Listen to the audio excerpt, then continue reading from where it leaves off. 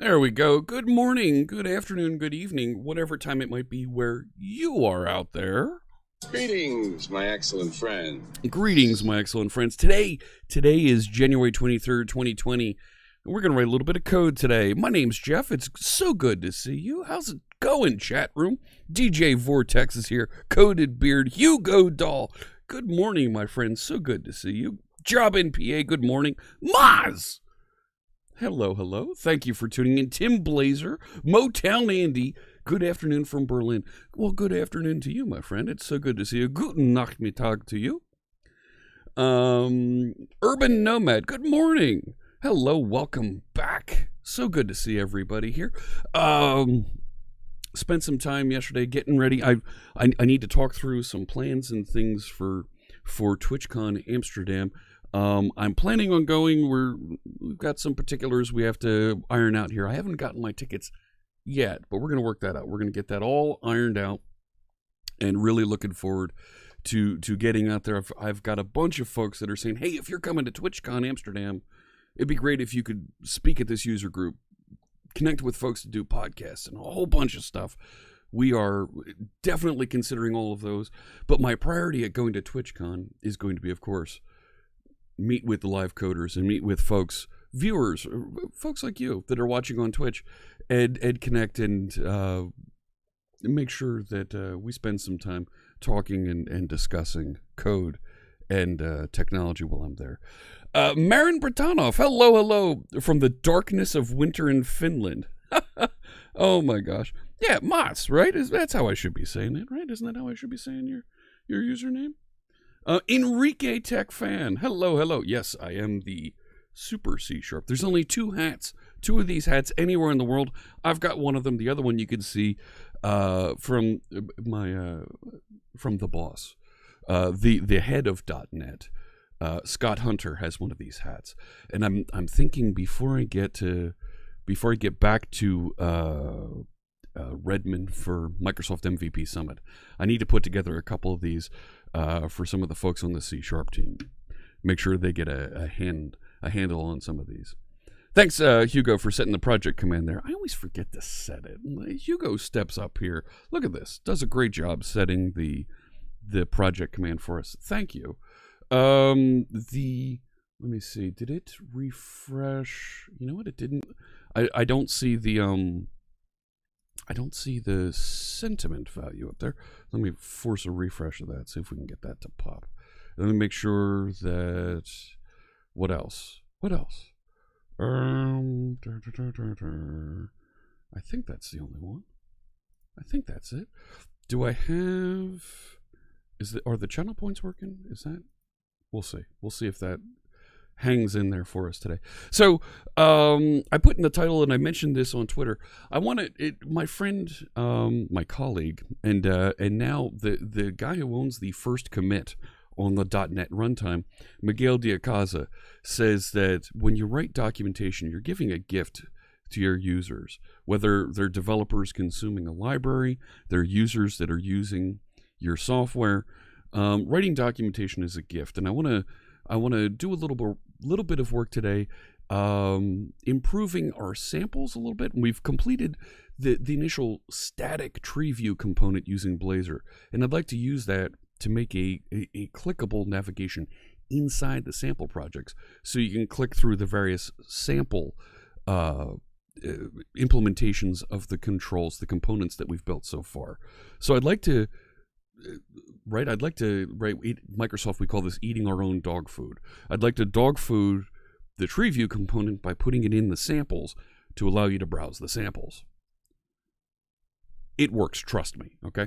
So I think we'll do a little bit of that, and I want to extend an offer to you out there, my friends, my pair programmers, and I do consider you, that are watching, I consider you a pair programmer helping out with this, whether it's commenting and saying, hey, maybe you should try this a little bit differently. But I want to invite you, if you see a sample that we could easily build with one of these components, if there's a scenario that one of the components we've been building, working with, would be cool to support in our samples, because I want to make our sample websites a live website at some point. Please I'd love to have you contribute. I've changed up the contributors up here so that we can see. Oh, you know what? It didn't refresh that one either. Let me refresh the marquee up top. I'm refreshing the marquee so that it shows, there it is, the Blazor WebFormsComponents, and you can see the folks that have contributed. Kabazi and CodeDJ have contributed there, but I want to see your name up there. It's real easy to build a sample. The components, the things are already built there, and I want to encourage you, help us out. Help us write a scenario that shows how to use some of these things, and let's get your name up here on the list as well. And all then? right? And then you'll be famous. Your name, your contributions will appear as part of the GitHub repository here, and contributions to open source repositories are things that are considered for MVP recognition. Certainly something you can brag about, something you can show to employers, put on your resume that, hey, I contributed to making this thing that folks use. So as this grows, you can get in early and help out. Coding Stocks wants a shirt of type T. Nice. I like what you did there. That's a thing. Coding Stocks, that's a really good idea. Yeah, let's. I gotta write that one down. David Paquette is here. Hello. Good to see you, my friend. One of the ASP.NET monsters. Hello. Thank you for tuning in. So let me roll over. Let me get some music playing here in the background. This is music to code by our friend, Mr. Carl Franklin. Scientifically designed, it's engineered to get you in the flow, get you focused on whatever the task may be that you're working on. And this funky track today, this is called Judson. Thank you so much, Mr. Carl Franklin, for letting us listen to your music and write some code together here on stream. If you like music like this, if this is really cool and helps you focus, get your copy at mtcb.pwop.com, or you can execute the music command there in the channel. Now that stream record, that's wrong. It is not 13 hours that we've been up. I don't know where it's getting that number now, but it's been completely wrong on the uptime. No Twitch alert again? No, we just started. If you're not getting, that's weird that the notifications aren't getting to you. I'm going to have to go back to the Twitch folks and see. Unhip Coder, hello. Zebcode, you watched me at .NET Conf, you loved the jacket. So, I've had it's, they say it's purple, but it's more like a dark pink sequin jacket, my Blazor. I've had that now for almost 9 months. We first broke it out at Build, but I'm going to work with our friend here on Twitch, Talk Custom. Right? I don't know if you've seen Talk Custom. Let me put a shout out here to Talk. Is it because of hosting another channel? I don't think so. Talk Custom. He works in doing cosplay. He's a creative person who sews and makes all kinds of costumes and things. He entered the TwitchCon costume contest several times. He's won the costume contest, I believe it was, at BlizzCon. Tremendous creative personality. He's going to help me make a new Blazor in time for Build. So looking forward to that. And I want to make sure that all of our Blazor speakers at Build have snappy blazers to wear. We'll see about that. You just ordered the mug. Nice. So yeah, the Twitch alert, that's weird that it's not going out. So that's something that I'm going to be working on that'll be fun, that you'll see here in the next little bit. Why am I not getting any of my I'm not getting my sentiment analysis popping up here. Why is that? I feel shame. Why am I not getting that? That's the contributors information. Okay, we refreshed that. Sentiment. We should be getting that. Right? Let's take a quick peek. I'm not getting any errors coming through. Right, I want to see some sentiment there. Nothing.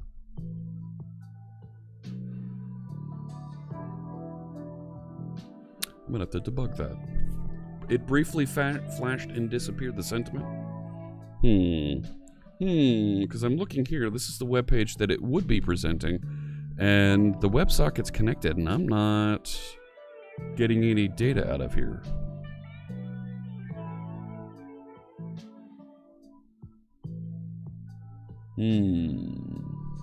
There's something under the file. Yeah, so StreamElements has a thing where this doesn't remember the font size properly. It's a bug that I've reported once or twice, and part of me wants to go just take a quick look on Azure. Let me just take a peek over here, make sure. That's what I thought. Let me roll over to this version, and I have a profile set up in Edge that'll allow me to take a look directly at this. 1 second. And I think this is going to be an account thing where something's out of whack with my account. I need to key in a 2-factor authentication and do the Meatposian Dance of Joy, and we're in. Alright.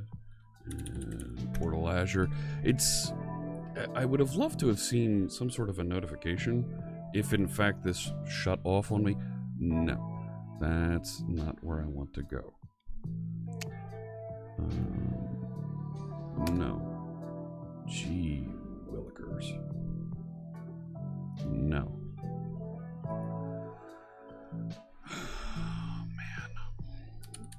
Now it's blocking this. Give me a second. I want to get this. I want to get my sentiment working again here. I have a sneaking suspicion I know what this is. Come on. I just keyed in my account. Why are you making me select it again? Alright. Where is it?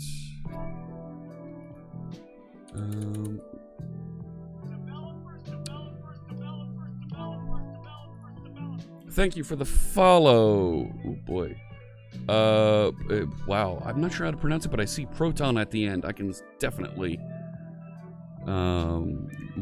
latch onto that. Welcome. Thank you so much for joining us.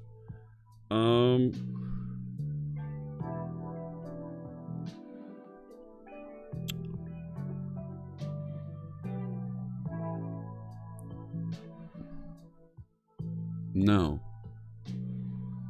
My sentiment widget sure looks like it's running, but isn't responding at all.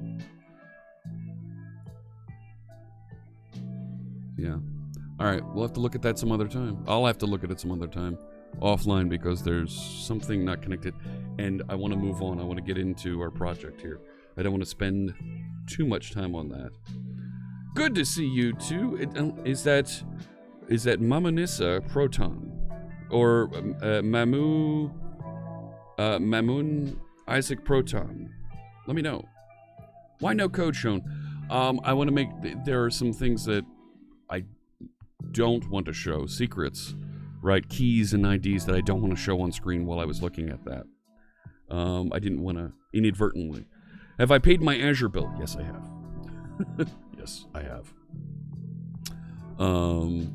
It's... Yeah.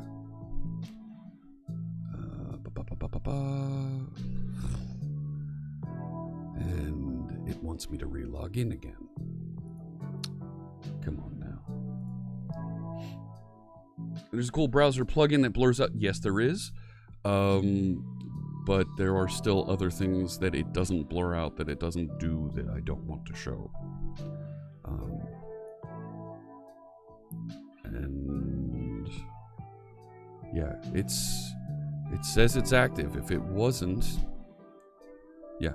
And I'm curious if something happened to my keys and they got rotated on me or something, and I would be getting an error coming back on this, and it would be logged and showing off for me. I'm not going to dig into it. No, I'm going to move on. we just won't have a sentiment widget today. And yeah, I'll fix it offline later and report back what it is. I don't like to spend too much time getting distracted by things like that. I want to head over and let me show you the project that we have been working on. It is right here. This is the Blazor WebFormsComponents. These are components that are designed to emulate the markup, the behavior of WebForms controls, but for Blazor. We're going to end up recreating a lot of source code. We're going to end up recreating a lot of markup from the way that WebForms did it, but we're going to end up putting that spin on it so that it functions with Razor templating, C#, and .NET Core 3.1. This is a tremendous thing that we're going to be able to offer to folks, the ability to hopefully migrate and reuse a lot of their markup, not necessarily code, but markup in Blazor that they wrote in WebForms. You're going to have to change some of that. We might be able to write a little bit of code, a tool to help reformat some of your markup. We'll get there. First things first, we need to get those base components built so your controls have somewhere to work if you're using just the stock controls. So, hey, Blazor, Mr. Magoo, good to see you. So, it's interesting that it doesn't list Blazor Mr. Magoo up on the list, even though he's got a big contribution in there. Right? If I look at contributors here, right? It doesn't list you in here, even though you put in a very significant contribution. And I have you listed as a co-author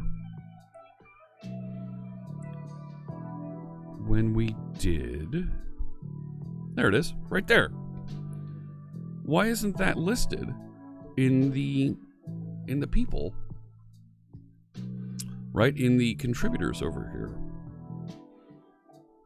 Contributions to dev. I wanted to look at a different branch. It's looking at the dev branch. That stuff never got into dev. It went through dev to master. It's been pulled back into dev. It should still be there. I don't know why. Hey, Sean, good morning. Is that TTV? Asks, well, let me put this up. Hang on. This is a fair question, and I'd like to address it. I don't get the whole Blazor hype. Seems so much inferior than just adding JavaScript in MVC. That's a fair question. This is a question that we've gotten a lot, and I want to make sure that we handle it, and we don't just blow it off. You have no idea what you're dealing with. No. There's a lot of folks that migrated to JavaScript and using Node.js because they would have the same technology for their server-side interactions as they would on their client-side interactions. And this was found to be very valuable because then you could reuse logic across both environments. Because when you break it down, building for a web browser, you're building a client-server type of architecture. You have a server, you have a client. If you have the same technology running on both, there's a lot of code reuse that you can do. The JavaScript community has run very, I want to be careful how I say this, has run as an open source community, very much like the Bazaar, where there are folks building and doing all kinds of different things, and there isn't really any kind of guidelines or light post or that folks are pointing towards and saying, oh my gosh, we need to get these things built in order to do the next thing. So you end up with a lot of duplication, a lot of reuse, a lot of folks that fork and recreate the same projects as each other. And it ends up being very confusing, and support for those things is not accessible. Where what Blazor is providing is I can use the same C# and component technology on the server, on the client, reuse that across both, reuse my business logics across both, and on mobile applications with .NET Standard and Xamarin. So you have a lot of flexibility there that you can use for folks that are already very much engaged with the .NET community and .NET technologies. So enterprises see this as a great opportunity for them to continue with their existing technologies. And since it's using Razor templating, they already know how to do that with MVC. Nobody's saying you shouldn't do JavaScript, but what folks are saying, JavaScript with MVC, what folks are saying, what folks are encouraging is you can take your C# and now use it everywhere. That's what's exciting. So, I hope that answers your question there a little bit, TTV, and I'm happy to continue the discussion. And I'm not saying that I'm entirely right, but that's what I'm seeing, and I'm always happy to hear other folks' insights, their experiences. Please, we don't ban people in this channel for having a discussion and disagreeing. It's okay to discuss. It's okay to argue. It's not okay to troll and antagonize people. Discussions and proper discussions that bring differing viewpoints are part of what makes the diversity and inclusion capabilities of this platform so valuable. Diverse opinions, because you come from a different place in technology than me, may help to change my opinion and lead to a better direction for both of us. So please, we're always happy to discuss. It is okay to disagree, and we will have civil discussion about those things. Thank you. I appreciate the question, and I hope and let me know if I'm pronouncing your name correctly, your handle correctly. I see TTV. Is it TTV or is it Thai TV? Let me know. I want to make sure, like I said, out of respect to you, our viewers, I want to pronounce your names correctly. Like Jean Valjean 80. Good to see you, my friend. Hello, hello. So DJ Vortex makes it so here's a similar point right along that line. In DJ Vortex experience, having never done anything constructive with MVC, but having done web forms and classic ASP, Blazor is a simpler thing that makes more sense for DJ Vortex to pick up. Okay, that's a great perspective. So, this is all about choice and options. So, let's see. .NET is the best and most productive. It's a very productive tool set. You're going to get a lot of support, a lot of investment on new features from Microsoft. Best is subjective.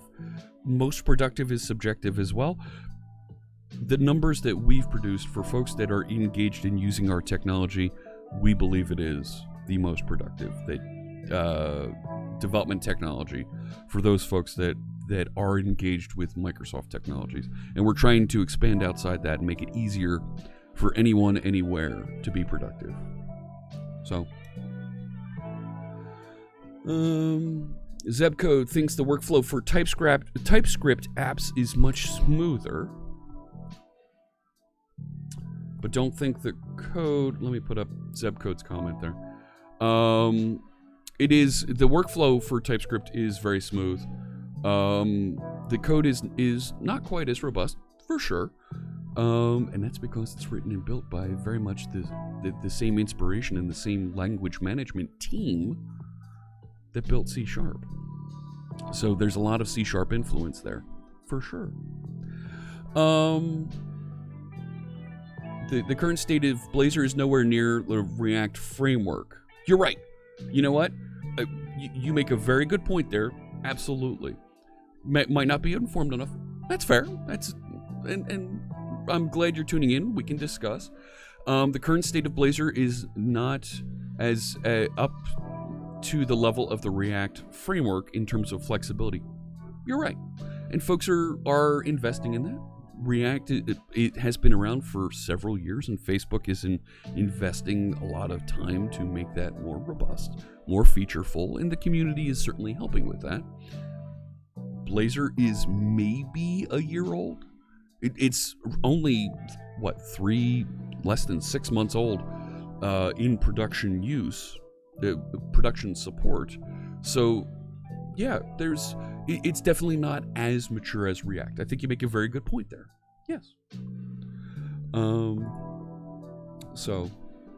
Coding Stocks is right. Blazor allows for reuse of server-side code to the front end in much the same way Node.js provides that. You are correct. Blazor is supported after 6 months. Many JavaScript frameworks do get rolled off and lose their support from the open source community. Testing is tough. Marin is quite right here.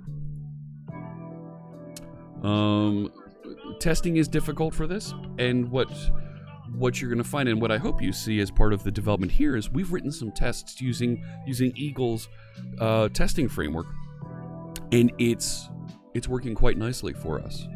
But there are still some testing things we need to figure out that we haven't done here on stream that the test framework provides for, and we'll get into and figure out. It is possible to run WPF-like things in Blazor. You're right, using things like the Uno framework. And Eagle's doing a tremendous, and I hope realized I was mispronouncing his name as Eagle. It's Eagle. Make sure that I'm pronouncing that correctly. Yes, you are correct. Make sure that I share this. WPF has been ported to .NET Core. If you're using .NET Core 3 or 3.1, I recommend 3.1 because that is a long-term servicing release, or an LTS release. You can build and work with WPF on top of .NET Core. Very cool stuff. But folks have also, thinking of the Uno framework and the folks at Uno, they've taken your XAML that you can write with that, and you can recompile it to run in the browser using their tools and technology. Very good discussion here. Component model is great for building and composing UIs. Yes. So it's great stuff. AJ 2017. Hello. It is on .NET Core 3.1. You're correct. The Uno framework. Yeah. Right. Uno and WebAssembly. I want to make sure I don't get the card game, Platform.uno, here it is. Build a single code base apps for WebAssembly, iOS, Android, and Windows today. Because you can use XAML across all of those technologies.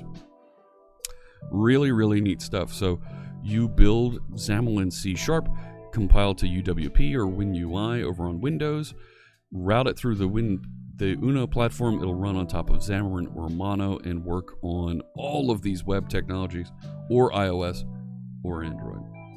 Really, really cool stuff. So they're doing tremendous investment here to make XAML and C# the platform you can build and develop with anywhere. Blazor with Electron is absolutely a thing. Yep. That's absolutely a thing that folks are doing, and when you think about that, Electron works cross-platform, Windows, Mac, and Linux. To be able to build Blazor, target not just the web, but an Electron app, and it works everywhere, is really good. Yes, Eagle is getting quite close to what he's doing there. And, Steve Sanderson is putting together something he calls the web window that will allow you to build desktop apps with Blazor. All right, let me get back into the code here. I want to talk about come here, you. I want to talk about improving our documentation just a little bit here so that it's easier for folks to add on those samples, and so I can encourage folks to build samples, build scenarios, send in some pull requests that show off some of the things that, or maybe it is something that it can't do yet, that we want to be able to support. Build a sample that shows that, so we have that light post, that lighthouse that we can head towards and say, we want to make sure this feature works, and we have a broken sample that we'll fix, almost like an integration test. So I've got some documentation here. We need to trick this out and get these linked back to the appropriate pages in the docs, because we don't have docs pages for all of the components yet. I started one for the TreeView. I'm going to work in the dev branch today. No, I should work in the TreeView branch so that the docs update comes with this. Yeah, I think that's the right way to go. So here is my Windows terminal, and I'm working in the Feature TreeView folder here. I have a sample project called After Blazor Server Side, and I have another one called After Blazor Client Side. The client side includes all the components from the server side one to show that it works the same in both. So I'm going to update the technology in the server side one, the layout, and it should just roll over and work in the client side version of this. Thanks for the follow, Marin. Good to see you. Is that the same Marin that I used to work with at Telerik? Let me know, because it sure looks the same. Hey, Simo, good to see you. Hello, hello. I was going to say, I don't think you were in Finland. It is you. Just visiting Finland, or did you relocate? Let me know. I took a look at web windows and the experimental mobile Blazor bindings. Yes, so things from .NET Conf. What was it, last week? You live there now. Oh, congratulations.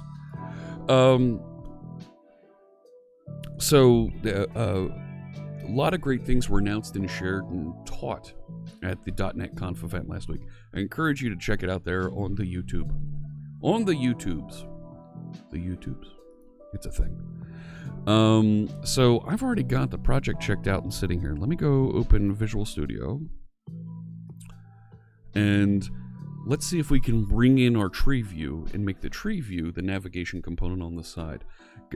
And this is very much the way that some of the component vendors, Progress Telerik, DevExpress, Infragistics, SyncFusion, Component One, they have their layout set so that you can click through things in a TreeView here on the side directly into the samples. I think it makes great sense for us to emulate that and improve the way that folks can interact with our samples. Because I've got a bunch of samples here, and I started building this little nav component so that folks could navigate around the individual samples for a type, but this is annoying. This is a pain in the neck to manage one of these for everything. I'm not going to install the new version of Visual Studio. I'm writing code right now, thank you. So if we look at this, I believe it's in, here it is, in the main layout. Right now we have an about that goes across the top here that goes to Docs, Microsoft Com, ASP.NET. Let's change that. For our projects, I want it to go here. And let's change this to say about Blazor Web Forms Components. And I'm going to change this to go to my project. And I want that same link in the client-side version. So I'm going to go up here. And there's my main layout. I could probably change it in both of these places. Like, I could probably just include my shared folder from the one into the other, couldn't I? Let's do that. Oh, that would be so good. Let me delete this. Watch this. Watch this, friends. Have you seen me do? You haven't seen me do this. Watch me do this. This is neat. So I have this include the component list, and I also have it include my control samples and linking through everything. Well, I'm going to tell it to include the shared folder from over here, right? Watch this. So, right, here's the client-side project, here's the server-side project. I'm going to add this, and instead of doing pages control samples, I'm going to include shared, and I'm going to link it to no. Hang on. Get rid of that. Save this, and boom. There's my shared, and I have the exact same pages in both places. So you can do this trick to include and link files between two projects so that they're included, referenced, and built with that project separately. Really, really compelling how you can do that between the two. How am I finding the new Windows terminal? Says Rambling Geek. I'm enjoying it. I'm getting a firm grasp on how some of the hotkeys work. I'm feeling better about it. This kind of bothers me that I have a failing test down here. I hope it's... Let me have those rerun and see what happens there. Make sure it's not something that I broke, because I want to fix that before I go too much further. But I've got I want to work on the layout between these two projects. And get that navigation element built. But let's see what's going on here. Come on, build and run. Let's go. Today. Come on. Bueller. There we go. 8 tests passed. Good. All right, I didn't break it. Zebcode said. Zebcode says, I had you down as a VS Code kind of guy. I use VS Code for several things. There's something about the integration of all the different features and tools that are in Visual Studio 2019 that I'm just hooked on, I'm used to. And I like seeing and working with all these things in one place here. But definitely when I'm over on Mac and Linux, I'm all over VS Code. Really, really enjoy it. There's something, though, about the tooling for Blazor just isn't quite there in VS Code yet. It's getting there. It's not quite there yet. Dave Paquette's right. The tooling's much better in Visual Studio right now. So I'm going to put on my gunners here. There we go. These are gunner optics. They help with reducing the blue light coming in. I've got 3 different lights here in front of me, and I want to take care of my eyes a little bit. And there's a link down below. Gunner is a sponsor. There's a link below if you want to get a pair of gunner optics for yourself. You can click through, and there's a coupon code you can check out as well. Need to get more comfortable with code for .NET development. It just takes time. Time in writing code, right? If you spend 3 years and you write the same type of code over and over again, you're not going to learn to do new things. So, it takes time building new things. So I want to end up getting rid of these little nav elements. I'm going to go into the nav menu that we're now sharing across these two, right? And you can see the old navigation elements here. I'm going to rip this out so that we have inside this column not a flex column, but we're going to have we'll have our TreeView sitting in here as well. There we go. All right. So I worry about this because I think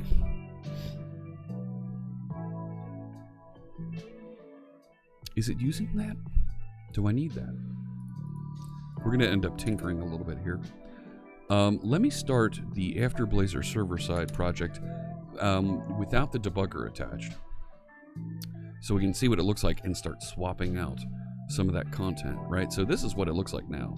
And I've got all these samples and things over here that you can click through to, and this now goes to the appropriate place. Good. I should clean up the name at the top of that as well, right? Here. Let's call this BlazorWebFormsComponents Blazor server side. Let's do it like that. And I'll be able to refresh and see the changes. And hopefully it doesn't look too bad. Yep, it looks bad. Rats. What happens if I do that? Hey, Eternal Dev Coder. It's okay. Never a problem to be late. It still looks bad.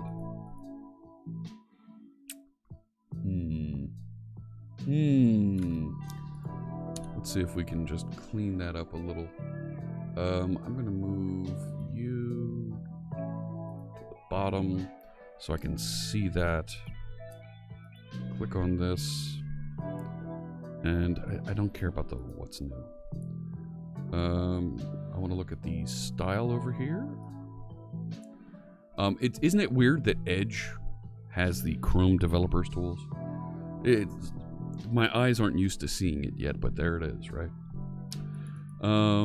So if I say font size, what happens if we make it extra small? Might be a little bit too small. If I make it just small, that's not bad. Okay. And I want to do a text align center. That looks weird. You know? Text align right.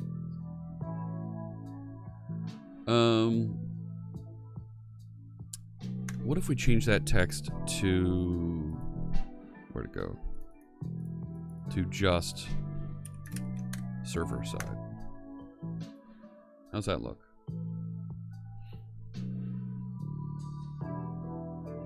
I think that works.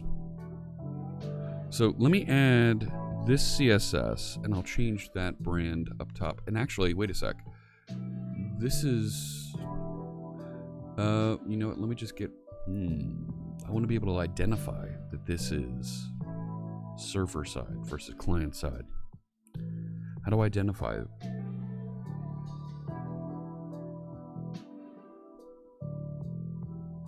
There's got to be something there that I can identify and pass it out. Think about that. Because this is being reused now across both projects. Let me go to CSS here. Isn't this being reused across both? No, it's not. It doesn't have the share icon. Right? See how that has the little pointer, the link icon? What was it? Navbar brand. There. Font size 1.1 rem. Do I need to do it in... Right, instead of font size small, right, there it is. 1.25 rem. What if it's 0.8? That works. 0.8. I'll change that right here. And I did that up in that version, so over here. Thank you for the follow. Comrade Cuddles. Oh, welcome. Good to see you. And now let me change that to text align right. There it is. There was a question here. David Paquette asks, what am I using to show the shortcut keystrokes? That is Karnak. There it is. This is a Code 52 project that you can find at code52.com/Karnak. There you go. I could do some reflection to get the assembly and take it from the name. That could be. How do I... Myron's asking, do I rebuild after changing the code? So this is a trick that you can do. I'm running the server-side version on IIS, and I don't have the debugger attached. If you change any Razor files or C# files in the project while the debugger isn't attached, it will recompile in the background and restart. Now, if you have a build error, you're done. You need to re-kick off the debug process. But just changing some Razor content and refreshing the browser, you can do quickly. So, all right, let's see. I don't think I want to do reflection to get the assembly name. I see where you're going with that. I don't think I want to do that. Could I do something? Can I do something as stupid as this? Can I put some sort of branding object together and inject it? Right? Or can I take it from configuration? Take it from configuration, Jeff! Oh my gosh. Why didn't I think of that?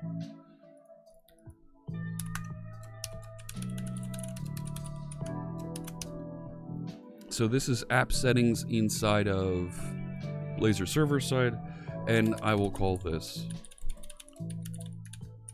like that. Go up to the one here for client side, and I don't have an app settings here, but I can add that to my configuration. Right?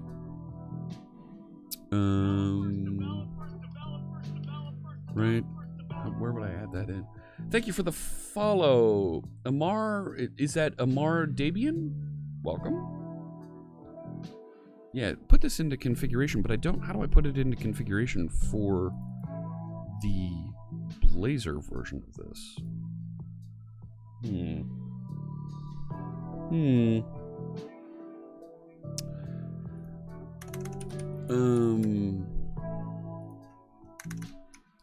Let me receive, right?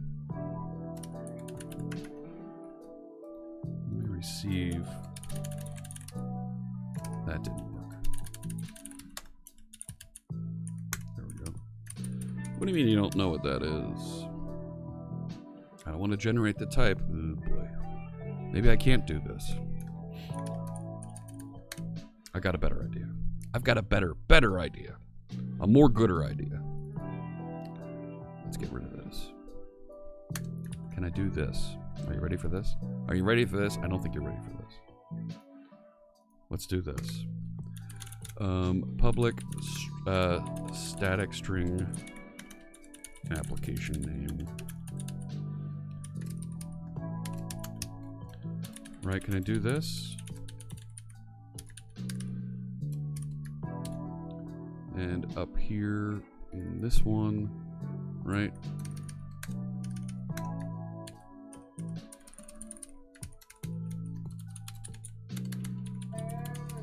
Can I do that? And then inside of, where to go? Here.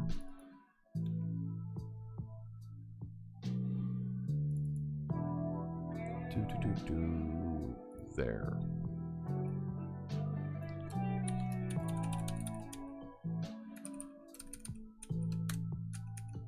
Do startup dot. Well, I need to have the appropriate imports there. Yeah, I have the after Blazor, right? Why isn't it picking that up? It's in my imports here.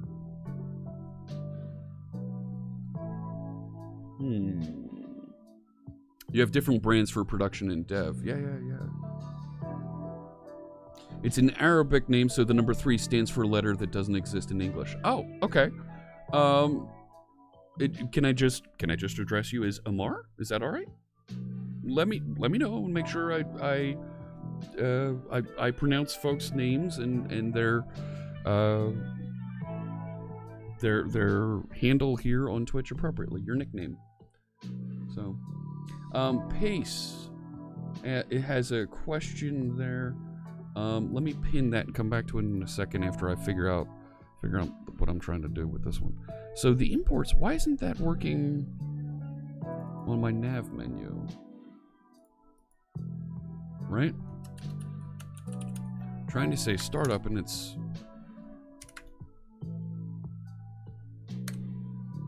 put me in on this. It should pick up.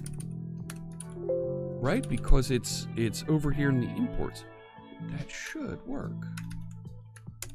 Right, now if I force the reload, WebSocket closed. See that? There, that worked. It saw that properly. So if I go over to the client-side version of this, right? Nav menu has the same thing up there. The imports has after Blazor client side, which also has that. So that should work. Let me try running this version. So I'm going to debug start new instance, and let's see if we can get it. That's perfect. Okay, very good, Amar. Thanks so much for joining us. I appreciate you tuning in. I'm going to confirm that this works, and we'll go to Pace's question there. Motown Andy has a good response, but I want to make sure that I address your question here. Let me just finish taking a look at this. Boom, good, that works. All right, so we've reused, and I can start now building out my tree view over here, and you'll be able to tell that it works in both versions of our samples. But I want to come back to let me come back to Pace's question here, and I pronounced Zeb code perfectly. Well, thank you, Zeb. Good to see you. Pace asks, they're a beginner with basic knowledge in object-oriented programming concepts in Java, but if to choose between Java Spring MVC Hibernate versus switching to .NET Core and Entity Framework courses next month, what's my opinion? Thank you. All right. So Motown Andy makes a good point in response here. Choose what different geographies prefer. So Motown Andy says, in the UK, there's a higher demand for C# devs than Java developers. In my hometown in Philadelphia, there's a higher demand for Java developers than .NET developers, partially because my local government signed up a long time ago with a Java contractor, so they've been building Java things since. As far as schooling and education goes, I would suggest that you're already in and working with Java. Don't relearn a programming language for your next set of learnings. I would continue down the Java path, and I would express to you that the things you're learning in Java for object-oriented programming and language structure do carry over and look similar in C#. They're not the same, but they're similar. I will also share with you that there are business reasons starting in 2019 and more so in 2020 why folks are choosing C# over Java. There are licensing scenarios that Oracle, the stewards of the Java runtime and production Java deployments, are enforcing with their customers that folks aren't too fond of. If you use Oracle's Java runtime, you need to pay Oracle to use it. There are other folks that have competing Java runtimes, open source runtimes, that you can use. Amazon makes one called, I forget the name of Amazon's. So, it's something with a C, not Cosmos. The Amazon Java runtime is my friend Corretto. My friend Yisha is one of the leaders on the team building Corretto. Amazon Corretto is their implementation of the Java runtime. You can use that without restriction on the Amazon platform. But so there's things to consider with that. Microsoft has a very strong team that's building and investing in the future of .NET and being able to use .NET in many different places. C# continues to evolve at a very brisk pace. You have support for Visual Basic, for F#. Tremendous things you can do there. Depending on where you're located, Pace, and what the organizations, what the employers in your country, in your geography want to do, you may want to choose one or the other. Now, if you choose the lesser used technology in that region, it may actually turn into a benefit because there aren't as many of folks that use, in my case, C# in a Java prominent area where the local government uses it, which means then I get to charge more for folks to hire me. Now, I work for Microsoft now, but these are the things you need to weigh. So, the transition to other technologies from C# is harder than Java, says Pace. No, I would disagree with that. I'm not sure I would agree with that. The foundation things that you learn in C#, definitely you can reuse in other places. TypeScript is built by the same folks that invented C#. So a lot of the things that you can do in TypeScript are similar to what you can do in C#. But it's a question of having that foundation of object-oriented programming. Whether you're C#, Java, right? If you know C#, you're going to be able to go to Java and do things once you learn the things that are available to you with the Java frameworks. The syntax is the same. It's learning the framework around it that you have to spend time with. So, of course, we should all just use Scala, says Fuel Snable. Good to see you, Fuel Snable. Right, let's all just use Scala instead. No. The fundamentals are the same between them. Yes, Dave Paquette makes a very good point. C# developers get very spoiled by the high-quality tools that are available because Microsoft invests tremendously to make Visual Studio Code top-notch tools. And now we're investing to make Visual Studio Code a top-notch tool for Java developers. So the bar is leveling out there because Microsoft is now getting involved. So, yeah, Smab makes another good point here, and then I'll get back into our sample here. Don't get hung up on the fact that something exists in a particular language. Get the concepts down. Loops, block constructs like if, then, right? Conditionals, classes, these types of things. Understand how those work, because the syntax is pretty much the same across C# and Java, and then learn the framework that surrounds it, all the supporting base classes and things for data access, network interactions, all of that stuff. So, right? All right, so I now have, here's my navigation menu, and I'm working on it. I don't want to work on it from that side. I want to work on it from here. And let's close all the other junk. Close all but this. There we go. So I'm gonna pull this unordered list out, and I want to put a TreeView in here that we can use. TreeView to list out the various nodes. And why am I not getting that using statement for these? Right.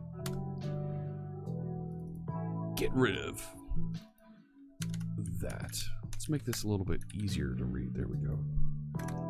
So now I can start putting together some nodes for what this should look like. I'm going to create a tree node up at the top, and I'll call this one, right? I want that home to be up at the top. And let's see, the link, right? The URL is navigate URL. I want this to go to /, right? I think it's even /home is the home page that you navigate to, right?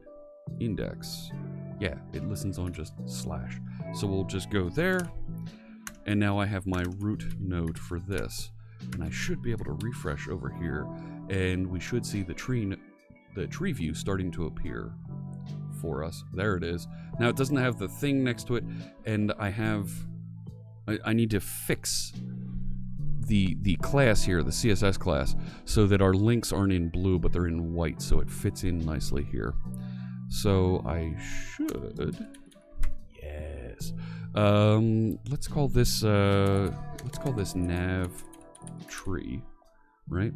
And I might be able to come back over here. Where was it? Sidebar nav item A. See that right there? I don't want to make right? It's not all of these things. But I want to make nav item. I think I want to remove. Let me get rid of these. Right, we'll fix that one. I think we can leave those to go. But this one, I'll be able to call this nav item. I want to get rid of that display flex and the border radius. I think that'll do. So now instead, let me call it nav item, my tree view.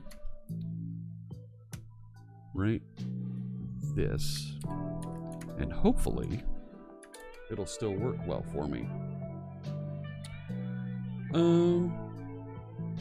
There we go. So now I have that. Let me add some value. Coding Bandit! Look at that!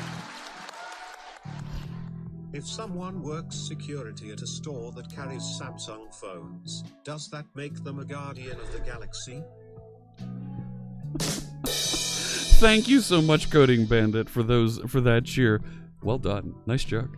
And we'll make a donation to code.org this quarter. All of our cheers, all of our subscriptions, we donate to code.org. If we're going to be hard coding the list items, why not create a model and create a list of it, then loop that list to create nodes? Oh, Marin! Oh, I love the way you're thinking. I love the way you're thinking here.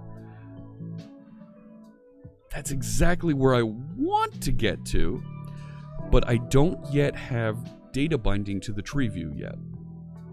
So I want to make the navigation easier first. Let's hard code it. Right? Eventually we need to put the list somewhere. If I hard code it like this, my list is in this nav menu razor file. So as you add samples, you just add them here. And we can add a description to go with them, things like that. But absolutely. That's what you did for the demos navigation. You don't need the data binding yet, just loops. Yes.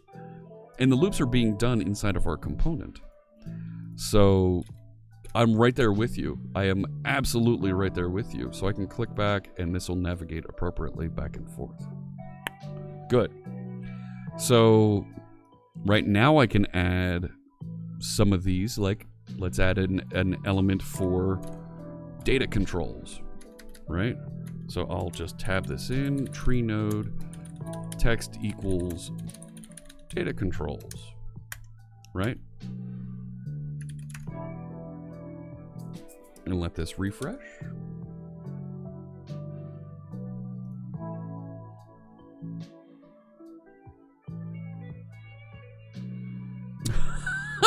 Oh my goodness.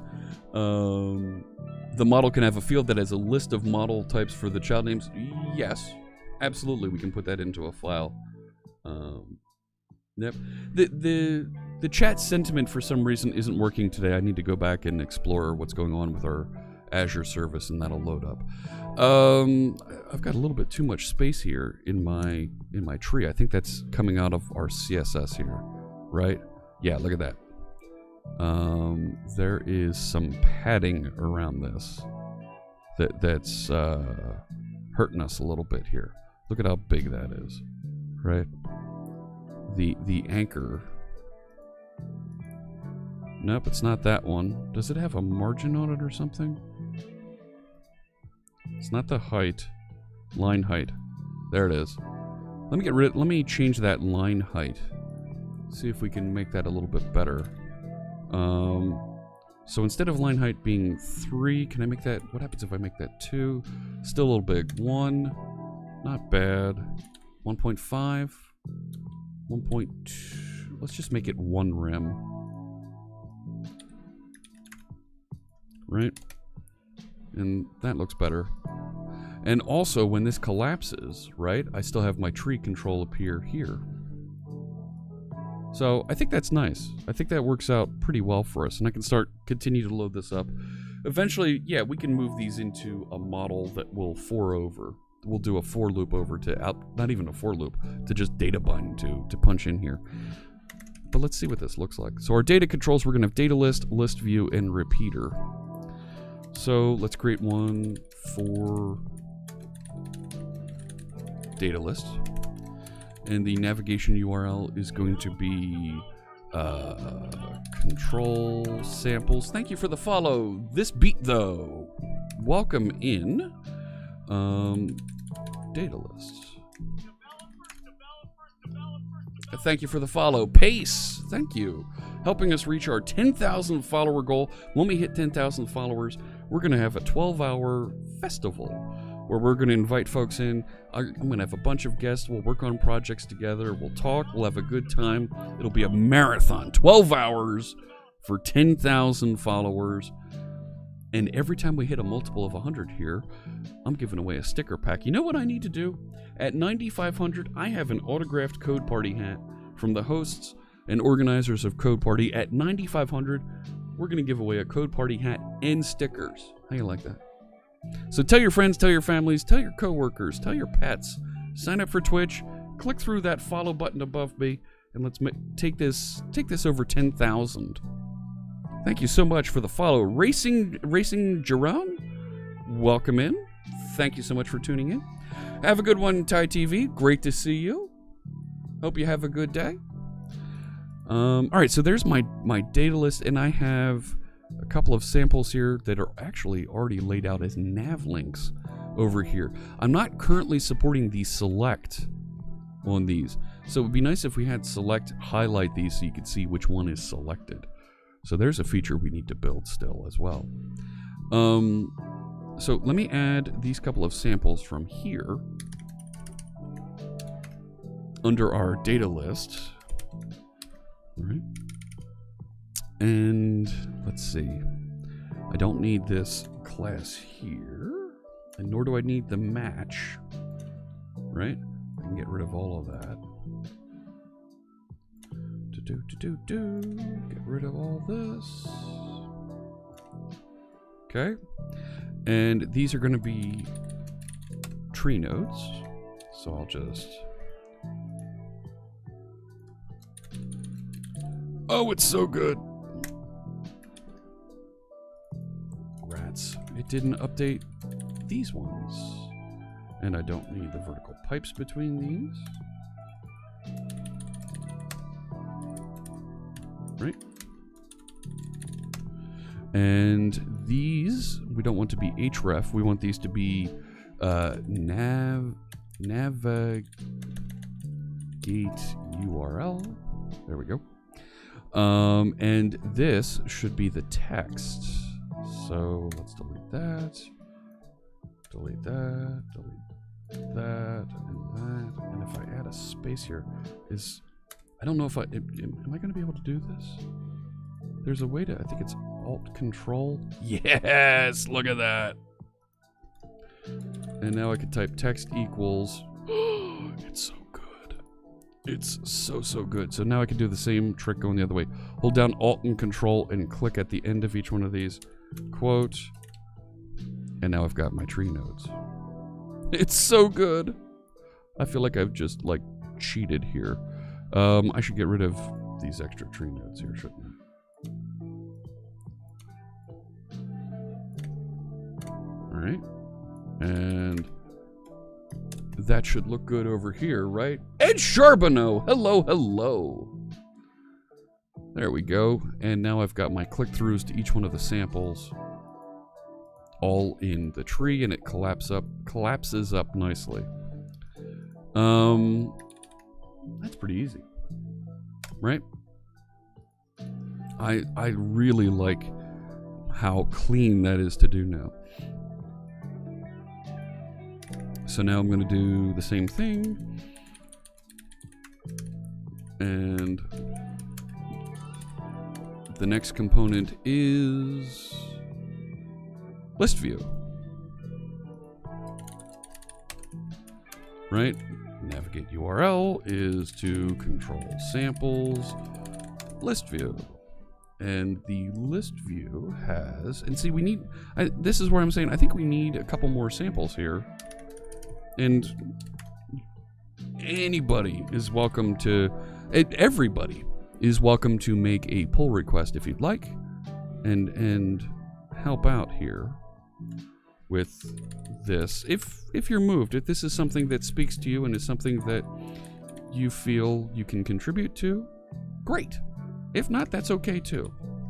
All right, so there's my tree node, navigate URLs. I'm going to get rid of these classes and the match. Do the exact same thing we just did. There we go. And I'm going to Control-Alt-Click on these. Add a text quote. And start here. And here and there. Do quote. End bracket. And these need to be changed to tree nodes. Get rid of that. Good. And that should look good now. Yeah, big shout out to Ed Charbonneau. Ed's another member of the Live Coders team, streaming and teaching about, doing some work on Blazor with the Blazor Power. Oh boy, I screwed up. He's got that Blazor Power glove there. Do I see a yellow tint to everything with the gunner glasses? At first. You get used to it after a little bit and it kind of goes away. So now I can click through to these. That model binding sample isn't working.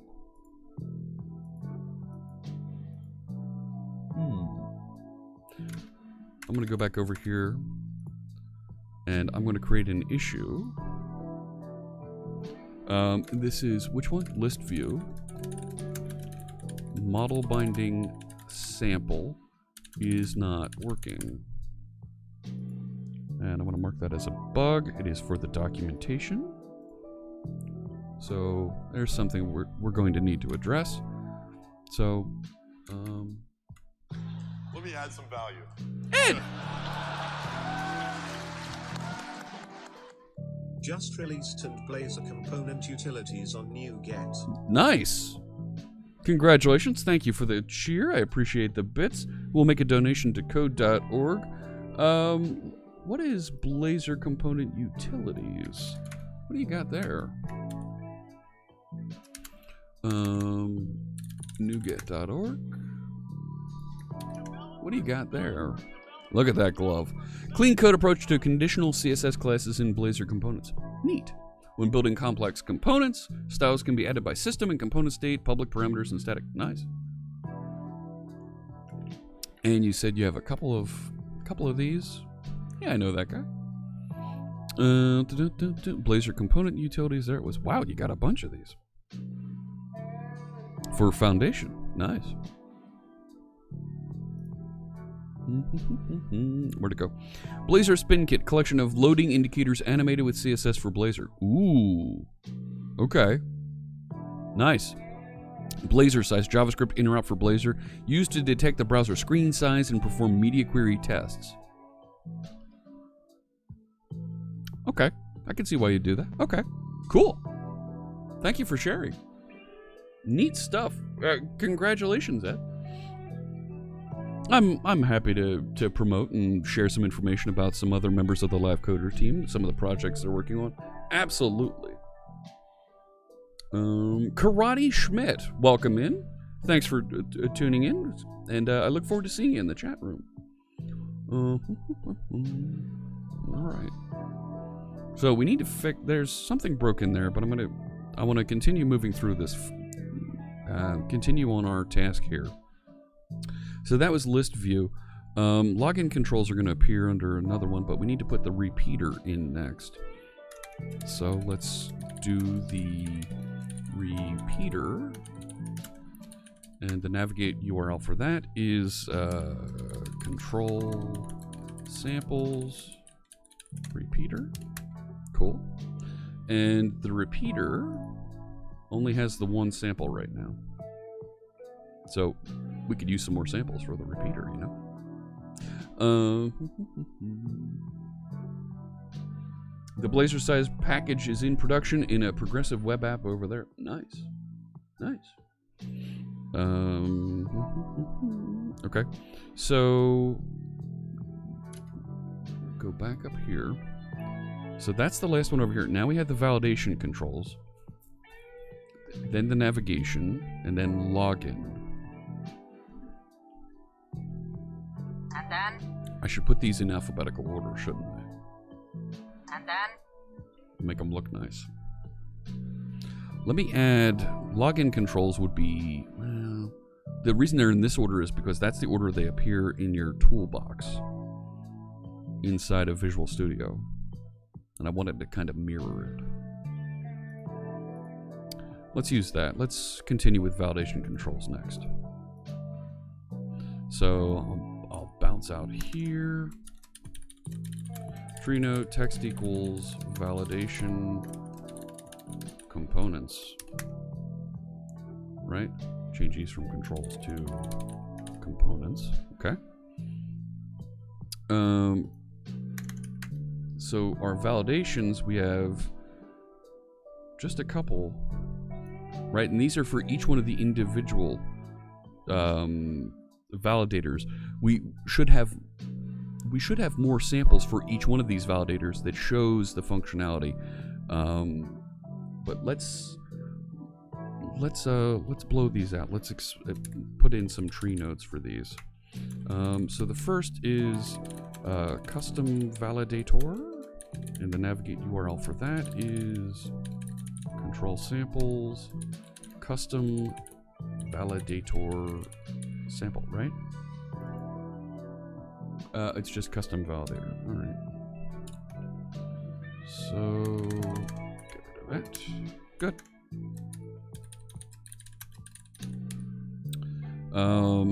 Regular expression. Too many S's. There we go. And the navigate URL for that is, I'm just gonna copy these in.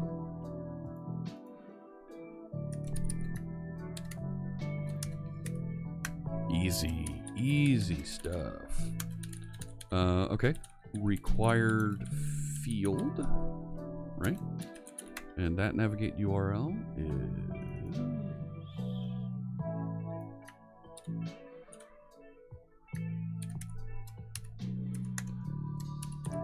and this feels a little tedious now, but it goes a long way to making this accessible for folks, right? And that's kind of the name of the game here. It doesn't matter how much code you write, if folks can't discover it, if folks can't access it, you're not going to go anywhere. Folks aren't going to use it. Marin says, in an old component, that's what we used to get the percentage of matching and ordered by it. A spell checker. Ooh, okay. You Lucene as a tool. K the Blade Runner. Yeah, Levenstein distance is good, but Lucene does a nice job as well. And Blazor Mr. Magoo put together a really cool component to do PWAs with Blazor as well. So there's my validation components, and I can click through to these. That works. Fantastic. Next.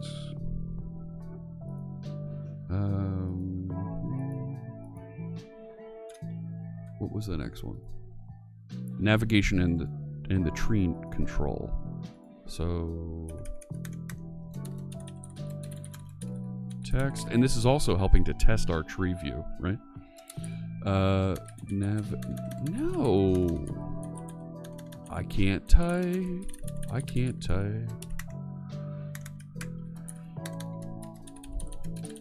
All right, tree view, navigation URL, and here, yeah, it's just to control samples tree view.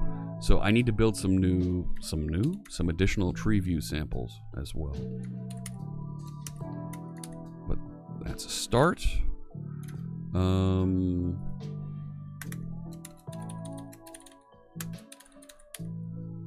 Right. So there's the navigation. Next is login.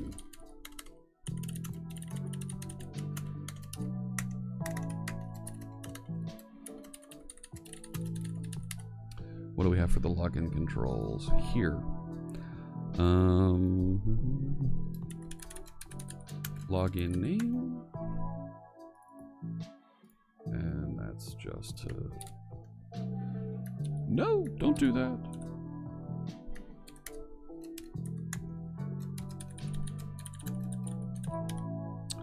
Login sample. So I'll just call that login. Uh-oh. Oh, rats. All right, I'll type it.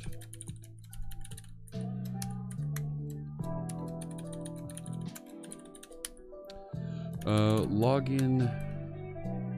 Well, login status, and then there's two that go with this. Right? I'm going to cheat a little here so I don't have to retype these. And let's call this authenticated. Not authenticated. And the URLs for these are here. Let me add a little space there. Make it easier to tell. And the other one is at that location. All right. Cool. And those are the components that we have so far. Do I think that pure front-end devs will like Blazor? In its current state, no. I think as components mature, they might like it, but I think Blazor adds too much abstraction over native HTML and CSS development, and the development cycle takes a little bit too long, right? That inner loop, you're seeing me from changing some of my text to refreshing and getting things output here, takes a little bit too long to present and show. So we're not there yet. We'll get there, but we're not there yet. So thank you for the question. Here's an interesting idea. Oh no, it does. It does remember the state of these. Nice. So, very cool. So we have our navigation element over there. Let me make sure it works in the WebAssembly version, because we, as you saw, we just included that navigation component inside of the WebAssembly version of this. So I'm just doing a debug start, and you can see it's doing its building thing here. And let's take a look, see how this looks. Right? So this is building and running, loading the WebAssembly version, and we need to fix, oh, we did a thing with the CSS here, didn't we? Right? With the sidebar nav items. We need this in the WebAssembly version. And I don't have one of those anymore. Right? So, yeah. Let me copy that and apply that to the CSS up here, and I'm going to have to restart. Right? And this is a little bit of what I'm talking about.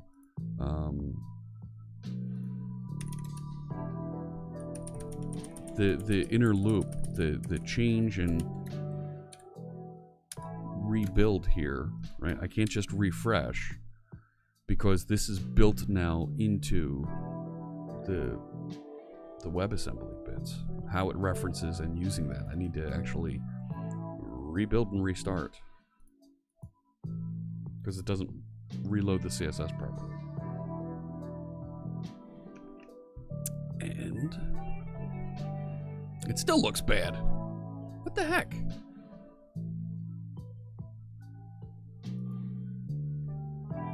Isn't it? Is it using my new CSS that I added here?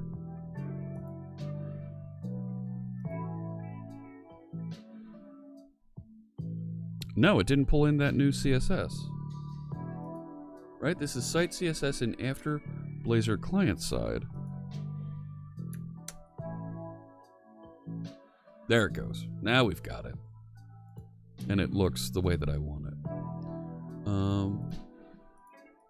And it navigates around properly, and everything collapses and remembers state nicely. Cool. All right. Motown Andy points out that the Blazor file size, it is, well, it was big. I'm not sure where unexpected token. I'm getting an extra parenthesis. Anyways, we'll find that. List view. 1 second. No, I'm paranoid. There's an extra parenthesis somewhere in here. Don't see it. All right, see that there?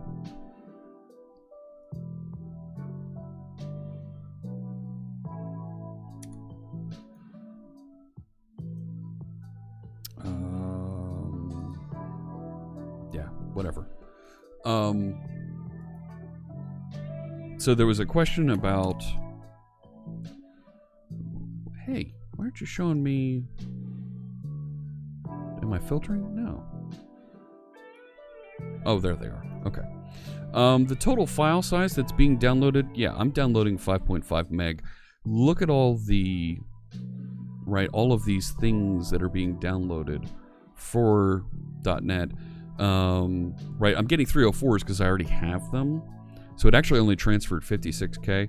The DLL, the after Blazor client-side DLL here, right, look at that.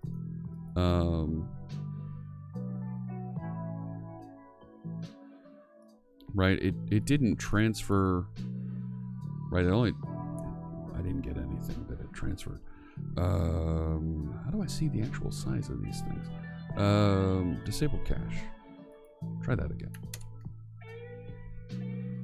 There we go. There's some 200s for us. So my actual application is only 20K. All the supporting stuff that goes with it, yeah, is another 5.5 meg, right? Total 2.5 meg was transferred here. So, yes, there's,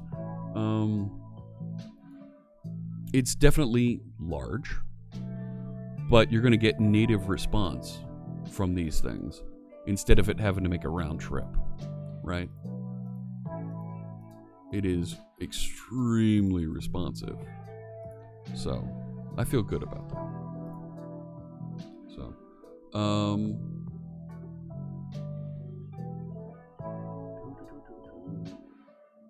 DJ Vortex asks about state preservation. There was a session during .NET Conf about it. I forget who gave the talk, but somebody gave a talk about managing state in these components, and it was very good. I completely forget what was covered. I wasn't paying attention because I was getting ready for my session. But there is a video out there that talks about it that you can absolutely check out. Let me commit this update to our documentation here so we have it available. Take a look at my git status. I'm going to reseed my Yuba key. Good.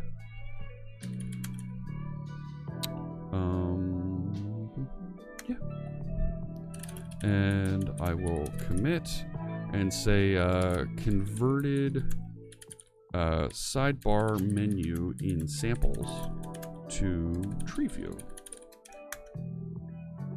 That feels good. There we go. Signed and ready to go. Push that out, and now our samples look better. Cool. And we haven't broken any unit tests. My unit tests are still... wait a sec. They're not running. There. There we go. Now my tests are running. All right. You love that Fritz and Friends title image? I'm doing some stuff with that logo. Yeah, we're gonna have some fun with that. And of course, we deployed the emotes. There are now bot arm emotes you can use. So Jeremy Lickness, that's who talked about it. Thank you, Ed. Appreciate the link. What do I use my Yuba key for? Signing my git commits. So, yep, there are .NET bot, Fritz bot, not .NET bot. .NET bot looks different. Fritz bot, ARM emotes, and hand emotes as well.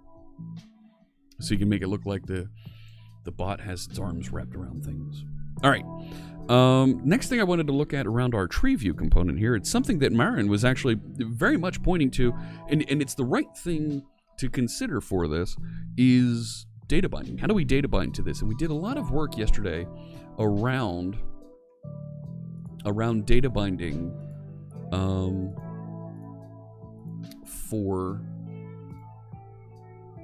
not data binding, I'm sorry, about managing the collection of nodes inside of our tree view, right? So here's our tree view here. There's the actual, and right here's the properties and the various events around it. But we want to be able to data bind to this thing, right? Okay, that bot only had one wing. What is that, a broken wing? What's going on there? What are you doing? The bot's only got one wing. Fix it! Just want you to fix it! Alright? Tree views are hard to use with voice recognition. Comments Marcus Voice Programmer. It's a good point. Marcus, so can you do me a favor? Let's open an issue for the project, and I think you'll be able to do a better job of describing this than I. One of the things that was suggested by Simo is we should have an output compatibility mode here that allows us to have a more modern version of output for some of our components. Can you create an issue here for creating an accessible tree view output that we can build and structure more appropriately for folks to be able to interact with? It's a very good point, and it's absolutely something we should do. Your arms fell off, Smab. Oh no! Thank you for the follow, Anriel. Welcome in, my friend. Anriel, I've run into in a couple other folks' streams. It's good to see you. I think, and I may want to get in touch with you for no worries about not following. I may want to get in touch with you for some of the products that you make. I may be interested in commissioning some work, particularly as folks see this logo. I may want to do something with that. So let's get in touch. Okay. My nose is itching. My apologies. What's that? I'm sorry. Let me get into this here. So there's our samples. That's fine. Go away. We don't need to look at the samples anymore. How do we do model binding? How do we do data binding to the tree view? Let me go back over here to the docs. Docs. I want my docs. I need to change branch because I want to look at the docs for the tree view. I'm going to use the Octotree plugin over here in my browser. Drop down here to the TreeView docs. So in the markup, there is a data source that you can connect to this. And I forget. I forget how to do this for a tree view when you want to data bind, right? So the idea is you want to be able to point to a data source. Marin was pointing out, maybe be able to have a list or maybe some records that come out of a database. Be able to point to it and say, that's the data that you should put into the tree view.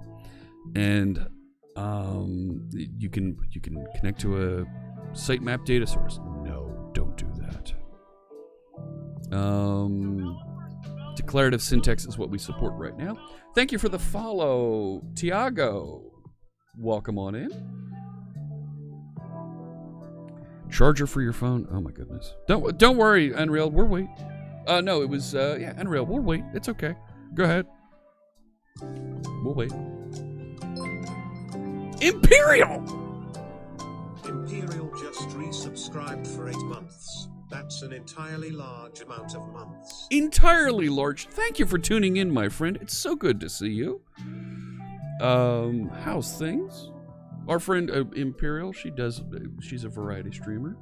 All kinds of creative endeavors and playing games, whether it's Sims, what are the other ones? Rust you're playing, a bunch of things on Steam you bounce through. Really great stuff. Oh, and World of Warcraft too. Make sure you check out Imperial. Thank you so much for the link. Space Cat with the host. Oh my gosh. I'm loving it. I'm enjoying the love I'm seeing from the creative community here. Thank you for tuning in. All right. Good to see you, Space Cat.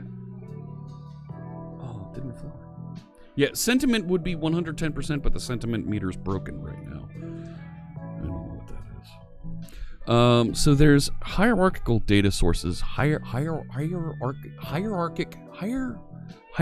I can't say this word. Hierarchical. Boom goes the dynamite. Data sources that you can use here, like XML. I don't want you using data source components. That's my opinion. Get rid of those data source components. Code example, sitemap data. 7th example shows how to populate it from the client. I know, right? I can't say hierarchical. It's a difficult word. Words are hard. Where's Quill Tony's words are hard emote? Oh my. I know. Where is it? I have it here. It's here somewhere. I'm gonna send those words are hard emotes flying across my screen. There they go. Words are hard. Arch Pendragon. Thinking about looking into Blazor. The whole client-side C# sounded pretty dope. It is pretty cool, and we're trying to build. We're learning how to build components that, and we're emulating the existing web forms components. So it's kind of a two-sided thing here. And as you saw earlier, we've got some sample projects that show how to use these components, how to build projects with Blazor components. And now in this project, that's a .NET standard library, we're actually building those components that we're going to deploy and make available to folks. But we need to figure out how to do data binding to this thing. How do we take a collection and say the tree node should bind, TreeView, the tree component, should bind to this thing? So this is the static data sample, right? We've just got it written, hard-coded into our page. That's the easy part. We've got that down. Piece of cake. Following code example, how to bind the TreeView to an XML data source. Data bindings, tree node binding, data member text field. Data bindings. Ooh. All right. So the data source ID is book. That's an XML data source. That's that. Yeah, it's another component sitting here. That's a data source. I don't like those. They're not testable. When the only way to change them is to change this markup, and you don't find out until you actually run the app. So they break things easily. The more you know. Your favorite YouTube tutorials when you're not watching Pluralsight stuff is Cudvin Cat. Okay. Nice. Let's see here. So, yeah, okay, that's some XML. I don't want to support data sources, so this instance is out. Following example shows how to TreeView control for site navigation by binding it to a site map data source control. That's a data source control. You're out. Next. Provides sitemap data for the preceding code example. Okay, so that's the sitemap. Goodbye. From the client, when client-side node population is enabled, nodes are populated dynamically on the client without the need to post back to the server.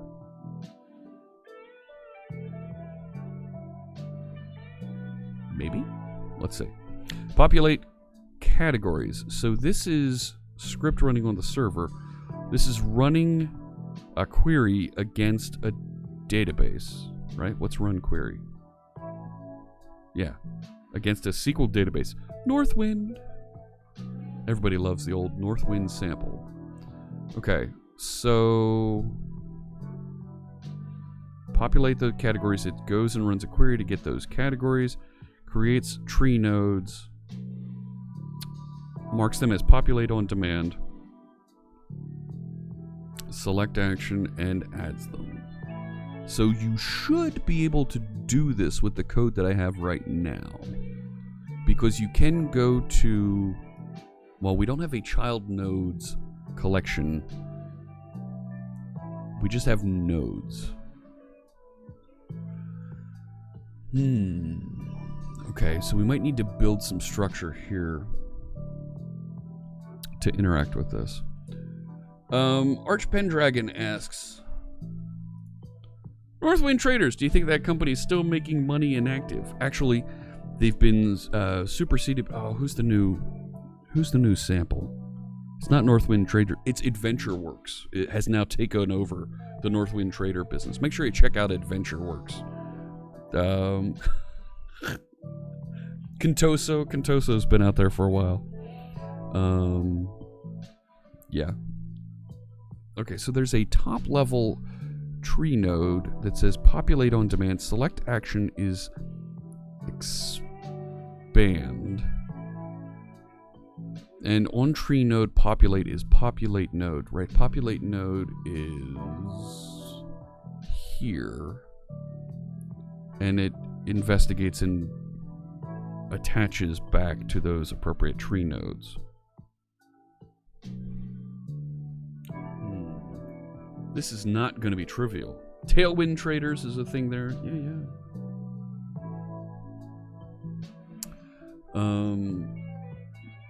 Okay, so there's a little bit of work structure that we need to build to get that one working. I think that's the last one. Okay.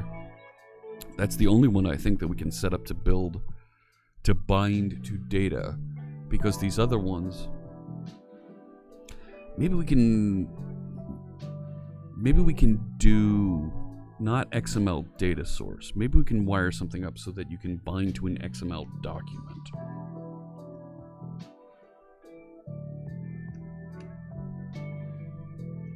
That could be a thing, right? If the data source is an XML document, be able to bind to that, or a property that fetches a property that is an XML document. We could support that, so that you don't so much have a data source object here, but in your implementation you have an XML document. What do you think, chat room? Is that a good direction to go with this? Bind to a YAML document? Blazor Mr. Magoo. Now you're playing with fire.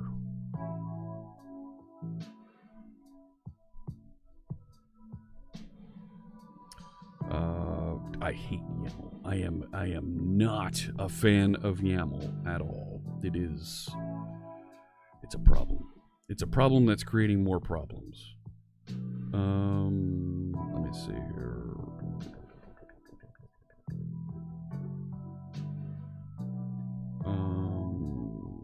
Let me see. Okay. Folks I'm trying to keep up and make sure that I don't miss a meeting here this afternoon. I'm just double checking. Double checking. Whoa, double rainbow. Okay. I've got about an hour until my next meeting. Fantastic. We can keep going here. There's a tweet that was put out by my friends at Svitog that I want to highlight for you that people are talking about, and that's what's been buzzing on my watch here. Let me show this real quick. Where is it? Here it is. So the fine folks at Svitog in Stockholm have they went and modified one of my pictures here. If this tweet gets enough retweets, I promise to dye my beard pink, which is the official color for Svitog. People of the Twitters, we want to make this happen. Get tickets to the conference here. Let me share this. Look at that beard. If you throw an RT on that, you can help out their effort. There's also a discussion going on here about folks that are streaming, and is it viable as a full-time job type of thing. Right, if I look at notifications here, you can see there's some discussion about this. And right, are there open source developers out there making a living out of streaming on Twitch? Streaming on Twitch as a developer, it won't pay the bills just yet. It's you and Suze chimes in here. It's not as wildly popular as gaming streams. You're just, and Suze has the most concurrent viewers of a developer streamer that I've seen, and I've got the numbers to back it up, the numbers in a report to back that up. It's just not, as a sole source of income, viable. You end up needing to do other things in order to maintain an income. We're not there yet. If we had hundreds, thousands of people watching developer streams and subscribing, we'd get there. We're not there yet. So streaming to the developer crowd is significantly smaller than, the folks that are game streaming, right? You're hitting a very open-ended pop culture audience. Tens of thousands of people watch them on the high end of those numbers. It's just not viable for a developer. You make so much more money as a developer actually building things for folks. So the AWS stream got up to like 10,000 people watching for some reason, says Arch Pendragon. Yes, because and the same thing with the Azure streams. At the .NET Conf streams got into thousands of people watching, and it's because they're highly marketed by those giant companies, and they got to 10,000 people, right? If you invested $100,000 to market, you better get 10,000 people watching your stream. Oh yeah. It's just not in that place yet for developers. So yeah, Amazon and AWS, they can really use our subs. No. Developers do tend to give less cheers on Twitch, for sure. So thinking about this and doing the data binding for this component, how are we going to do this, chat room? What do we do? So if the data source ID, can we support? Thank you for the follow, Rob Zira. Welcome. Welcome on in. Yes, Stelzy, AWS is Amazon. Twitch is owned by Amazon. So AWS uses Twitch the way that Microsoft uses Channel 9. It's the same output. Yeah, I'm thinking we do the same data binding. We eliminate data source ID, but if data source is an XML object, an XML document, then we can behave and support, I think, the same interactions, right? We would be able to do the same data bindings here. Coding Bandit!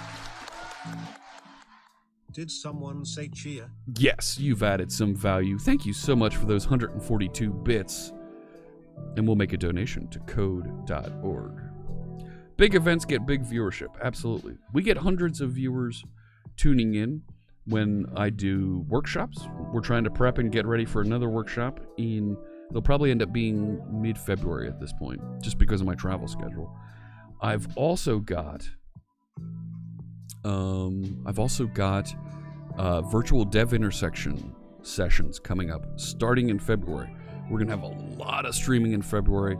I hope you pay attention. I hope you stay tuned and we see how that evolves. So if we do data source and we support XML documents for that, we might be able to do this.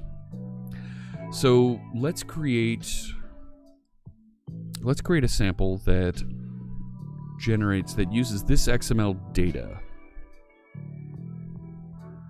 to build a tree view and structures appropriately.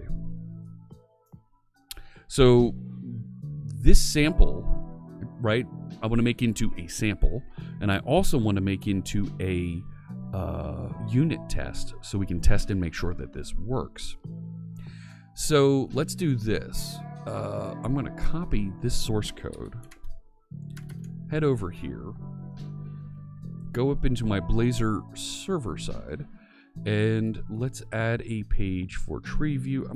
I should be able to get rid of this nav entirely, since I now have the navigation on the side, right? Hey, I was up here. Eyes up here, friend. Let's get rid of this. Alright, that's whatever, right? And let's add another component to this that'll have effectively that integration test from the documents. New item, right? And I'm using our documents as, right, the existing documents as this integration test. Let's call this XML data source, right? Come on. And I'll add that into the navigation here for the TreeView. There's TreeView, right? And rats, I realize I just copied over what I put on the clipboard.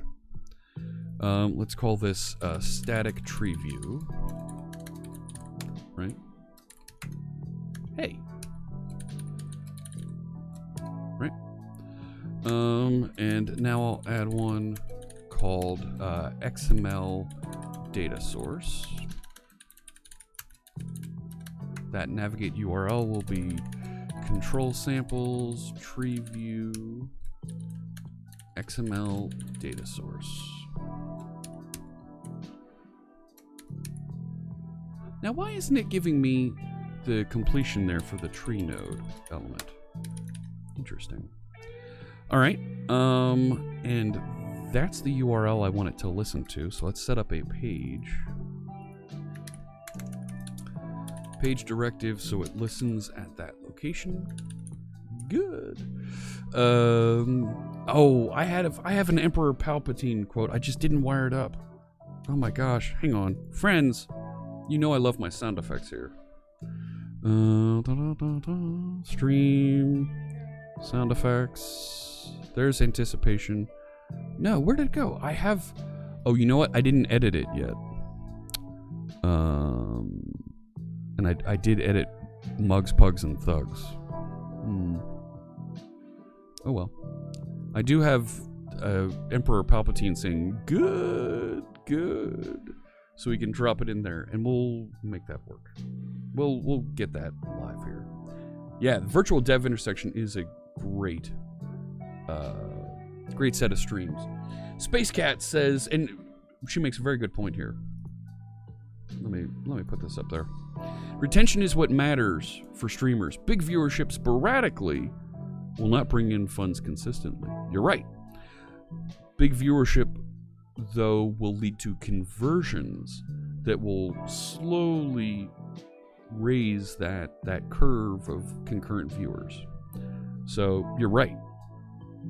It won't create, right? It isn't concurrent. It doesn't, right? That one-time shot of 2,000 people watching, that's not long-term going to help. But taking that 2,000 and converting 20 people to be new regular viewers, that's where you succeed. Let me add some of these. Why am I including web color? I'm not using web color on this. Back over here. Do that so I get my new using statements. Get rid of web color. Tree node type's good. And let's call this TreeView XML data source sample, right? This sample emulates this shows binding the TreeView to an XML document. In Blazor, we do not support XML data source, but rather allow you to data bind to a to an XML document object. Yeah. I think that works. I think that's descriptive of what we're going to do with this sample. So now let's actually put the sample in. Let me go back over to the source code from the original documentation. Copy, I'm going to, even down through the data source, I'm going to copy that in. So, right, and look at this. It doesn't know what these things are yet. So how do we do the migration, right? How do we make this into a Blazor one? Well, we have TreeView. We change our IDs to @ref. We don't have a data binding thing yet. We don't have ASP tree node binding. These things don't exist yet. We need to build those. And we need to reference our book XML. So, no. Code. So, first off, we need a TreeView, right? TreeView called book TreeView, so that we can. I don't even think we need to reference it like that. We might not need that. Sound clip idea. Come to the dark side. Come to the .net. Hugo, that's a great idea. Hugo. That's a good idea. But SpaceCat, let me hit. SpaceCat has a great follow-up comment here. Not sure how much retention science and technology gets from big events.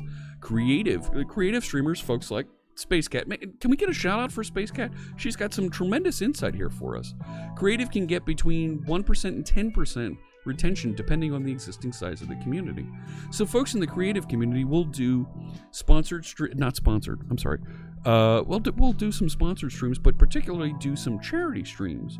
Thinking St. Jude Play Live, those types of streams, and do some creative and fun things there. And Twitch and St. Jude will put them on the front page of Twitch, and they might get some retention that happens there, and that's huge to be able to get retention from those big events. You're absolutely right, depending on the size of the community. And one of the things that I'm chartered with as part of my job is growing the community. And as leader of the Live Coders team, I've taken that task on myself, and some folks on the team might say I've taken it on myself a little too hard, to grow the science and technology viewership community. Thank you, Hugo, for sharing that. Shout out to SpaceCat. She's got tremendous insight here, and thank you. I really appreciate that sharing. But and Hugo, based on the big events is consistency. Consistency is huge for every streamer. You're not wrong. You're absolutely right there. Consistency for streamers is really good. Zebcode asks,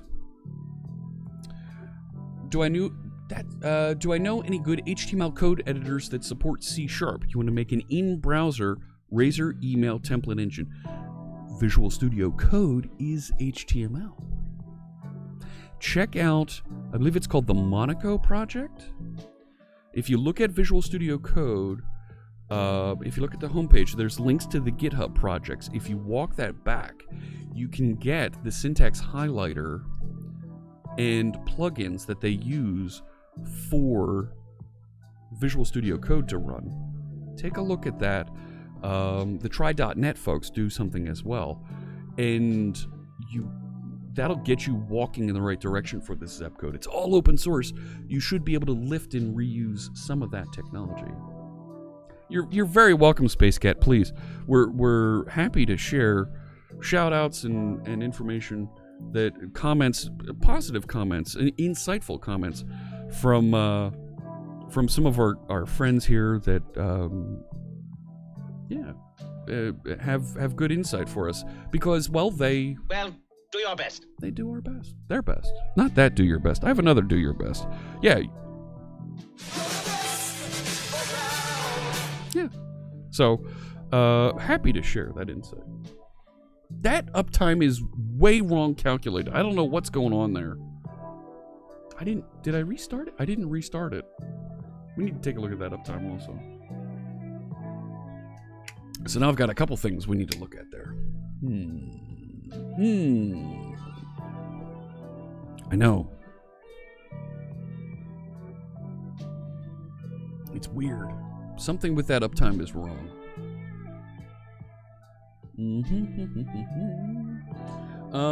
So the other comment, and friends, I don't think it's double counting seconds, because the uptime is, there's a timestamp that it logs when the thing, when the bot starts, and it is just calculating the difference between that time and now.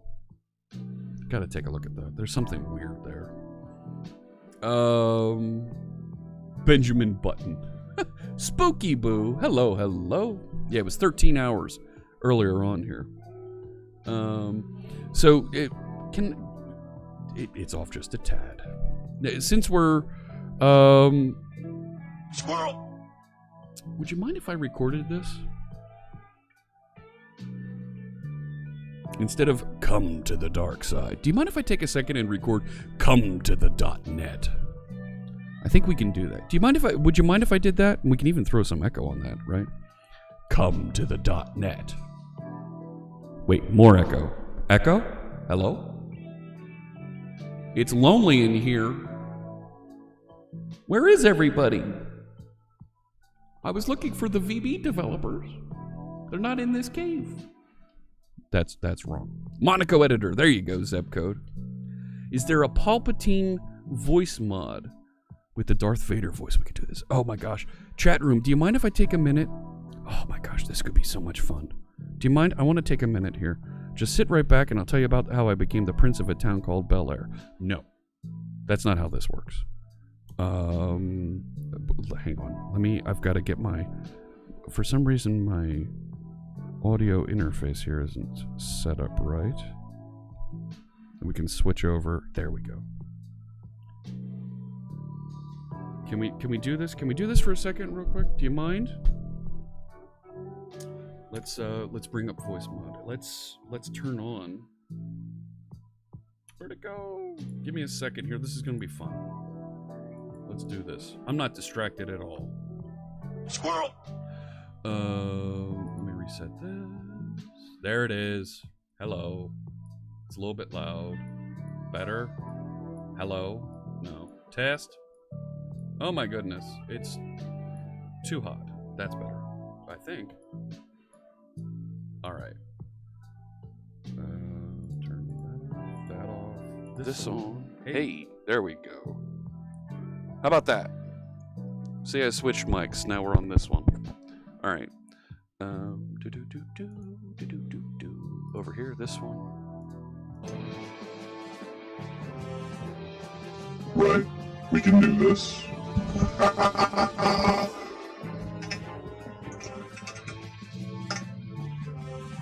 I can record.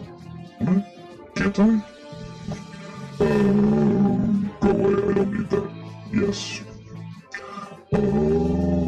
We need to pull from voice mod. Test. Oh wow, that's hot. Hello, test. So hot. Test. Wow, really cut that down. Maybe. Do I need the sound? Do I need the background music? I don't think I do. Turn that off also. Test. See how peaking it is? Stop that.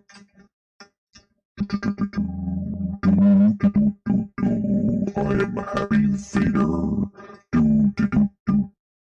Hey, alright. And output. I thought there was a volume thing here. Huh. Test. Okay, let's see how that sounds. Test. Better. I'm not as peaky. It's still up there. That's right, unhip coder.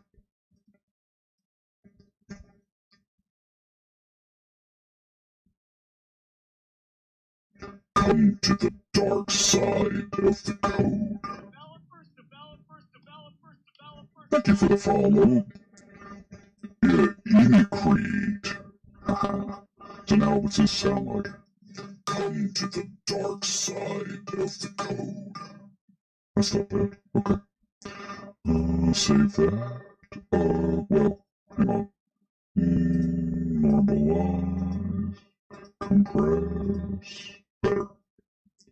And get rid of this. That. And now. Come to the dark side of the code. Oh yeah. I like it.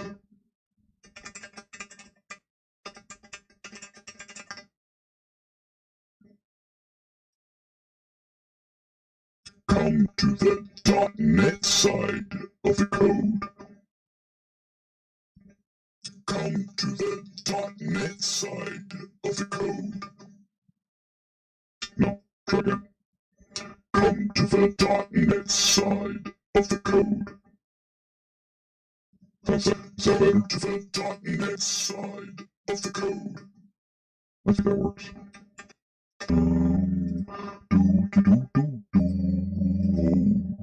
Where, oh where did that lightsaber go? No, that's not a thing. Come to the .NET side of the code. I like it. Okay.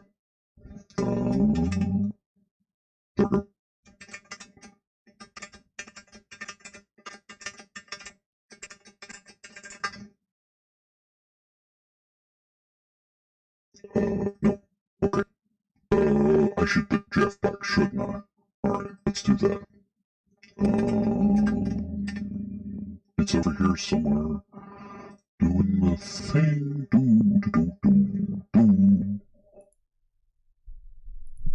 There I am. How's that? No breathing? No breathing? We can do that.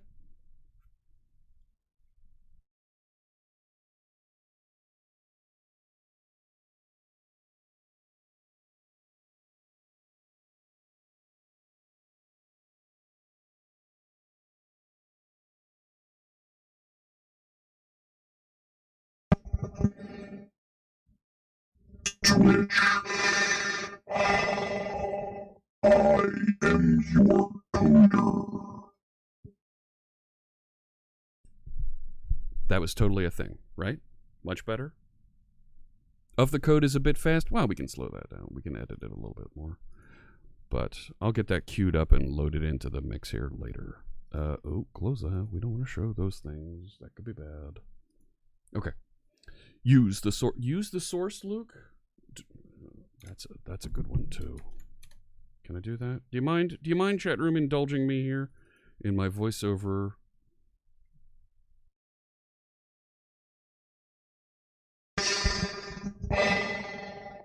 Use the source, Luke.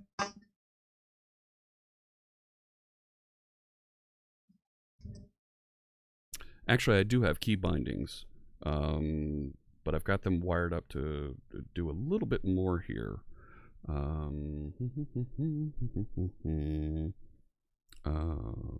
let me restart Audacity one more time, and we'll do use the source, Luke. Use the source safe? No. Use the source control, Luke. Use the source, Luke, and then use the source control, Luke. I like both of those. Stand by.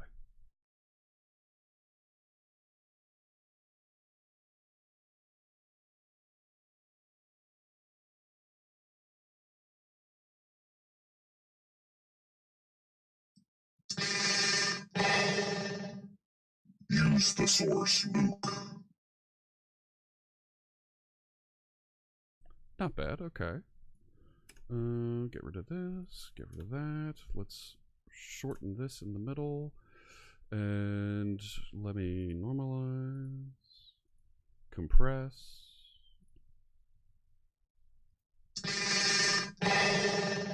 Use the source, Luke. There we go.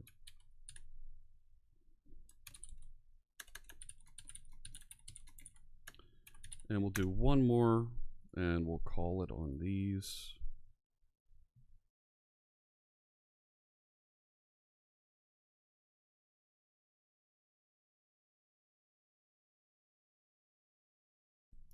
All right, let's see what we got. Wait a sec. Yeah. Use the source control loop. All right. Get rid of this. Get rid of that little bit at the beginning. Use the This goes away. And let's normalize. Yes. And compress. Good.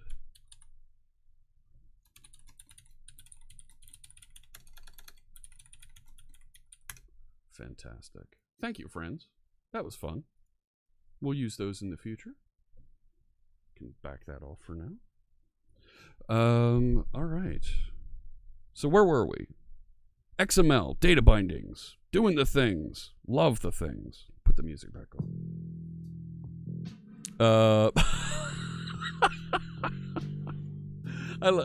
Great comment there, Job at PA. Learning things. And here I am going off doing goofy Darth Vader things.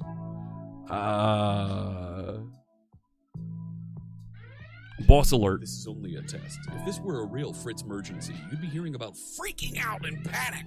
Yeah.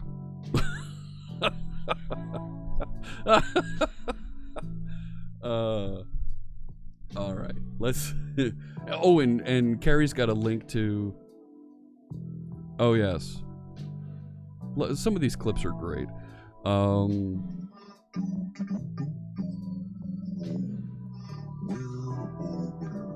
Did that lightsaber go? Push the source, Luke. That's not bad either. I want to, starting in February, our friend Imperial, is she still here? She does a really neat thing, and I'd like to borrow something that she does. I'd like to do a raffle. I'd like to do a giveaway for, and we were doing Bits for Bytes. I was doing this thing for a while, and I'm discontinuing it for 2020 just because it's been so hard to try and coordinate and get folks in as guests, and I appreciate the bits that folks cheer, but it's just been too hard for me to try and organize and coordinate the benefits for that program. But for 2020, starting in February, I'd like to encourage folks to clip the channel more, and clips that have the most views and that are the most entertaining, I'd like to put together at the end of the month into a month in review video, and whichever clip is voted by the chat room as the best clip of the month, I'll send out sticker pack. Maybe I'll send out a mug, some cool swag, and I'd like to do that starting with our February streams. So I think there's definitely something that we can do there that's fun, that encourages sharing some of that. Gary! Did someone say cheer? Well, thank you. Yes. Gary won a couple months of that, and I can't, and trying to coordinate schedules is really hard to do for the stream. So I'm gonna back off on that going forward. So we'll do something to encourage clips and putting some cool video out there of some of the shenanigans that we have here. But yeah, every cheer we're still gonna, and every sub we are going to, we will make donations to going forward. That will continue to happen. So alright, so if we're gonna do this with this XML object here, I don't have a data source, right? And getting back into our project, we're trying to hook up XML as a data source to our TreeView. Our TreeView exists, but we don't have any way to data bind to it. So we're looking at the sample for the original TreeView over here on the Microsoft website, the original TreeView for web forms.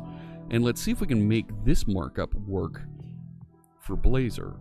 So the markup for the XML here looks like this. So what I'm going to do, just to make this as simple as possible, instead of having data file book XML, let's have var, no, well, this is going to be a private variable, so it's an XML document. Right? I can have XML document inside of this. Let's call this book XML equals new XML document. And can I, shoot, what is it? Isn't there a way to load? If I say new XML document, right? Can I say book XML? Why doesn't it see that? Oh. Let's put this on initialize. Override on initialized. There we go. No. Put that up there. And in the on initialize, can I say book XML dot load XML? There it is. And we're going to pass in that string. So let's do this. At quote, and there's my XML I want to load. Right, but I need to escape these quotes.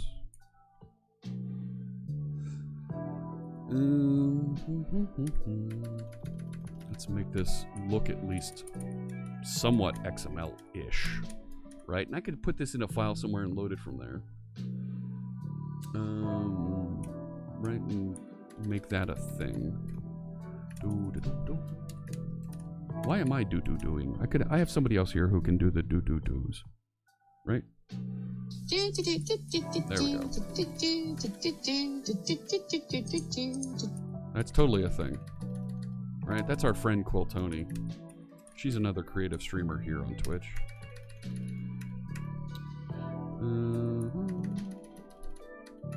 So wait, indent these, right? Now why am I getting underlines there? Yeah, I know it doesn't exist.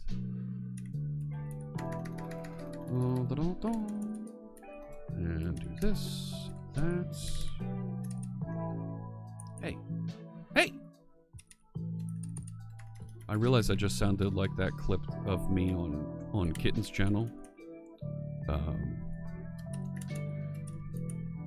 But that doesn't work over here.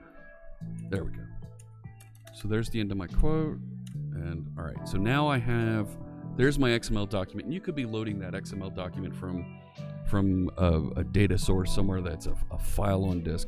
But having it hard-coded right here, I feel is pretty straightforward, right? Especially if I'm going to make this portable across both Blazor types, just to make it real easy to access. If I put it in a file, I have to handle it differently in the WebAssembly project. Marin, you're right. Hard coding it is just going to be easier so that it's right here for this sample. You're absolutely right. So now my book XML is loaded with this content.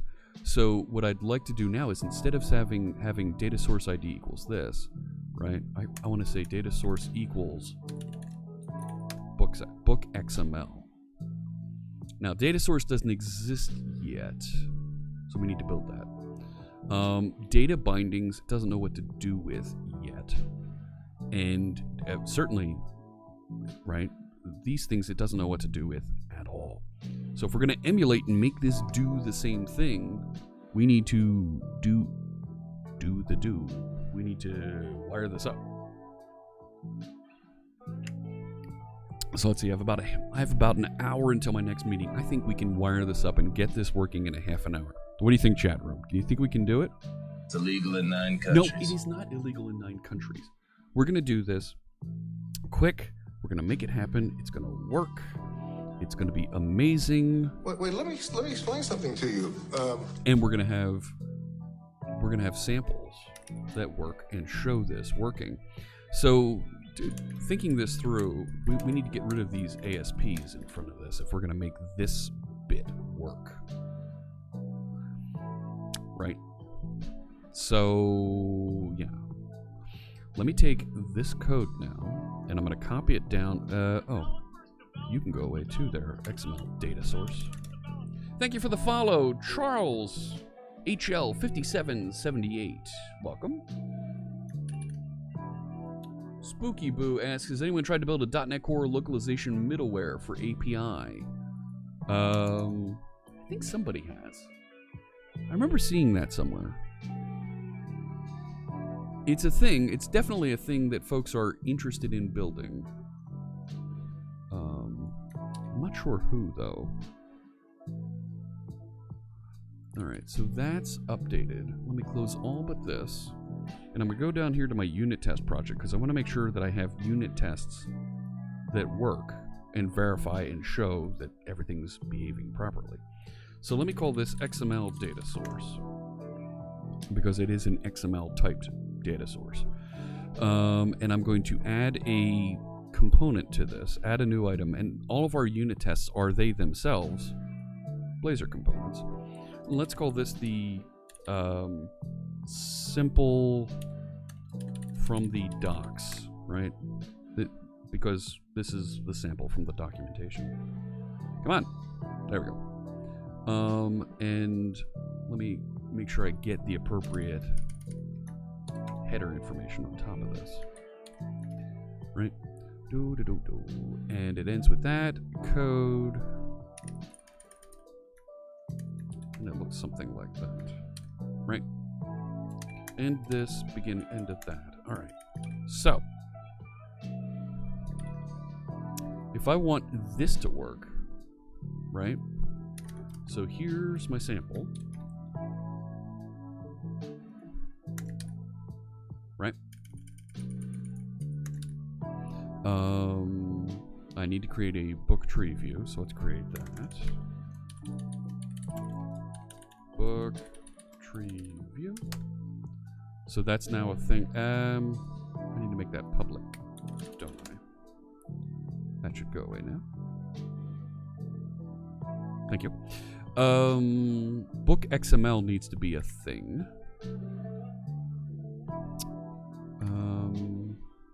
Can I put that in and on initialized here?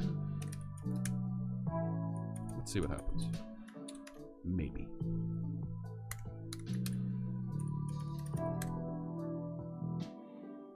Alright, so that's loading. Come on. Yes, there is an override there you can do. Do it!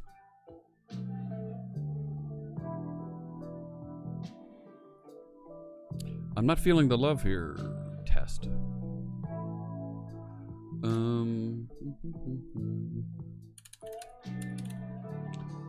Where is it? I don't see Razor test components GitHub. I really need to put a link to this in our, there it is, in our library. Razor-based testing, easy for me to say, and I'm just for fun. I am. Oh, it's going to be in setup. Called first if present when added to the setup parameter on a fixture component. Yeah, I need to set up and actually load the data. Right? So let's put a setup in here to do that initialization. So here, setup equals setup. And I'll make this a public void setup. Get rid of this one. And yeah, there we go. Good. Right, so why doesn't it like that? No overload for setup matches delegate test. What? Fixture. Yeah, setup. Ooh, I can add a description. Description is shown in error message if test fails. But, right, that should have... Oh, you know what? Is there a new version to this that I need to update to? Ego might have updated it. 1.0... Yep, 1.0 beta 5. You know what, chat? I think I need to upgrade my version here. Yes, I do. And by updating that reference, this is... It should go download new version here. Restoring packages, blah, blah, blah. Yep. And it should fail miserably for us, as expected. That the TreeView doesn't have that feature. Yeah, build failed. It doesn't know what these things are. No overload for setup matches delegate test. What? Clean. Build. Why doesn't it know what setup is? Setup's a thing. Totally a thing. Thanks so much for tuning in, Wanadza. Have a good one. Yeah, no overload for setup matches delegate test. What did I do? Setup. Void setup.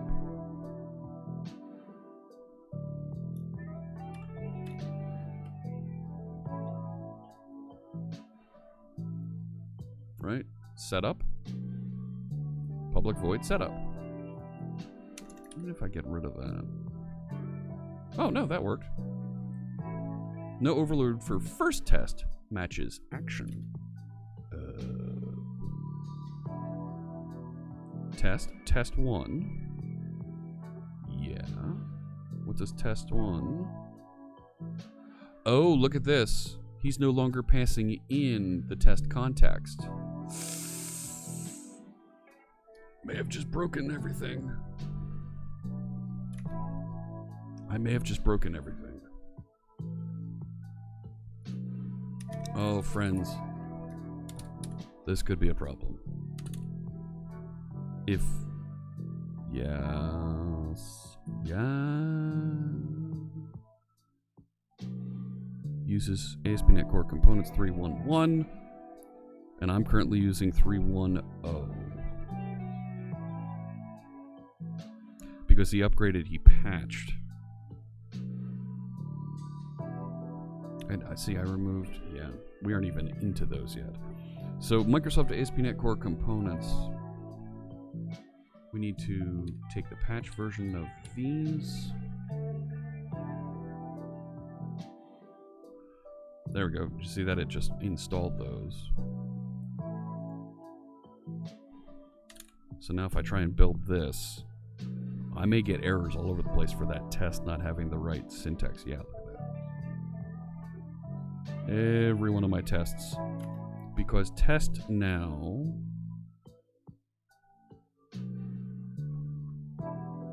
He changed the syntax. It's now just get component under test to get it. Alright. Alright. We can fix that. So instead of receiving this context,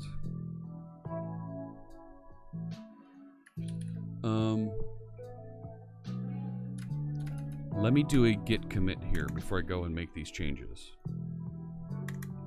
I mean, look at the tests over here, just screaming in pain.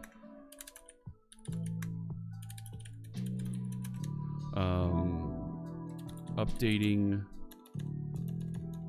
added unit tests and samples for the XML data source. Right? Now let me go through and update all of those tests, because right now those tests are broken in a bad way. So this we need to replace everywhere in this project. Like that. And we're going to have a few that are left over after we're done.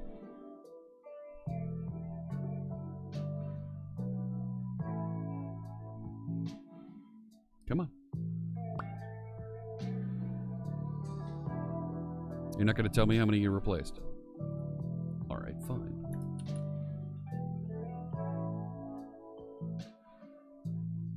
Save all the files. Let's go. What are you doing here? Off to the pub. Have a good one, Unhip Coder. Take care. Everywhere where we have context, get component under text, under test. We need to change that now to just, right, get component under test.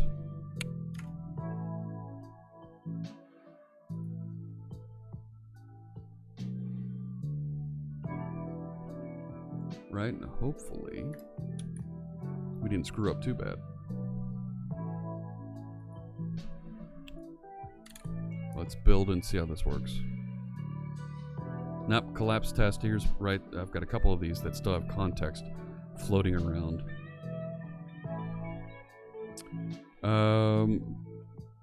Those aren't ready yet. Null data. Why doesn't it like this? Let me put up the error list so we can run through this hopefully quickly. Rendered fragment does not contain a definition for get markup.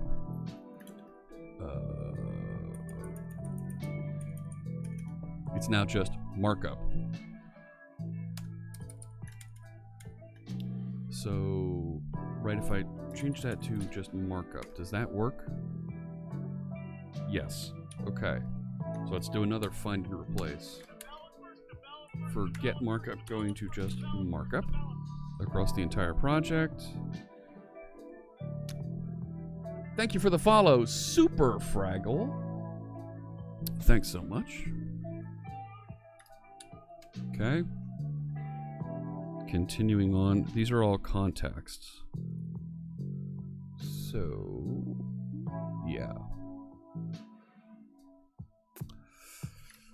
Can I just say services, add service?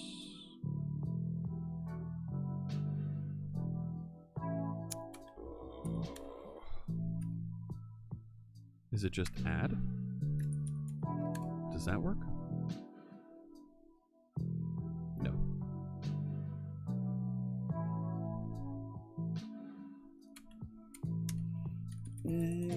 Gosh. No. Let me come back to this one. That's going to be an issue. Services. Services. All of these ones where it's adding services, they're going to be their own world of hurt. So here, yeah, this is where I created one called collapsed test. That was separate.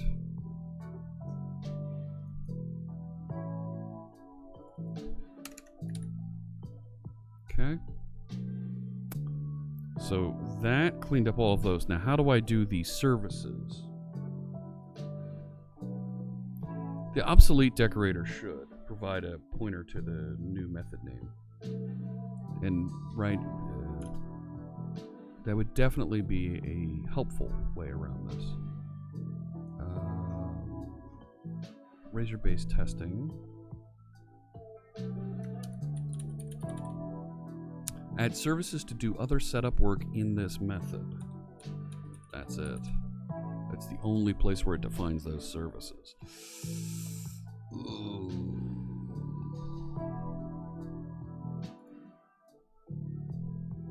No.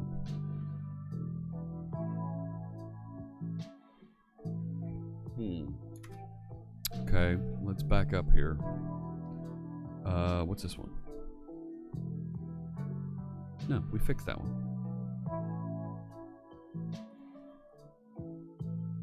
That one's okay. So is this one?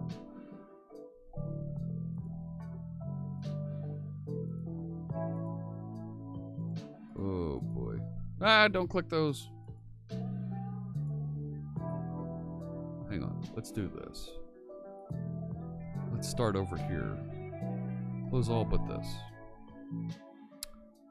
Don't save that one. Okay. So we've got this context services add service. And add service used to add looks like it added a singleton for it. So now we have services directly.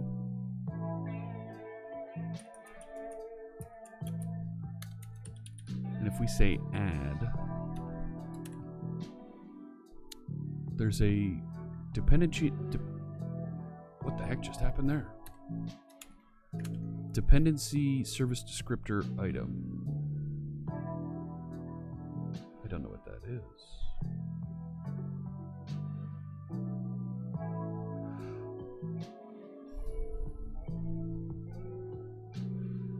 Is it new? Can we do something like that? Type and instance. But there's also, please tell me there's a, no.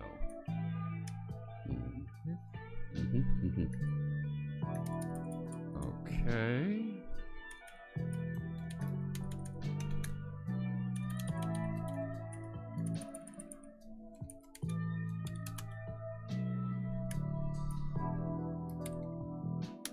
How's that? Does that work?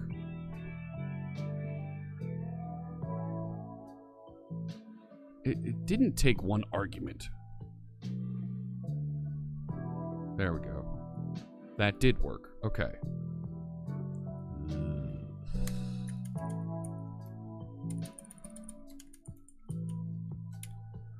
New service descriptor. No. This is not going to be the friendliest of updates that we need to put in. I need that whole thing in my buffer. Right?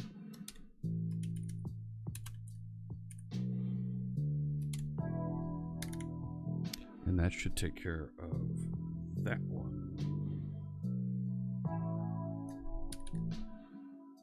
And that's in logged in default. So let's try this one. Here it is. So now, if I copied that correctly, I should be able to just paste. And that should work. Hey, Modami, do gunner glasses make any difference for a developer? Yes, they do. I definitely feel that later in the day after staring at code for a while. I've worn gunner glasses for several years, on and off, when I'm doing long days writing code. Looks like I'm trying to do it the hard way. Hey, Eagle's here! I hope I'm pronouncing that correct. Well, how should I be doing this?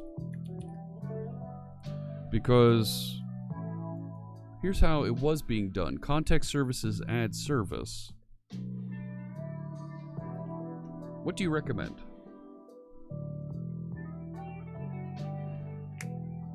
And Modami, if you want, Gunner does sponsor the stream. There is a click through with the coupon code just below here on Twitch if you want to do that. Create an extension method.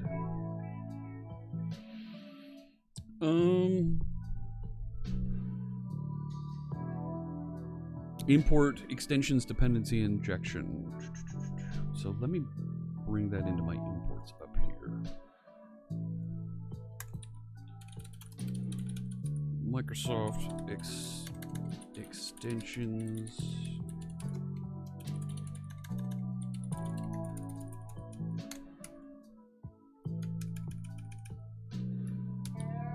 Okay. Do I get the services add service now? No.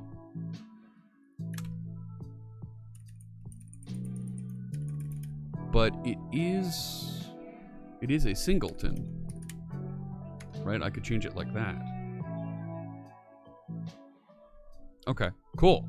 Let's do it that way then. So let me go back over to this one. Change these to add. Can I just roll this one back?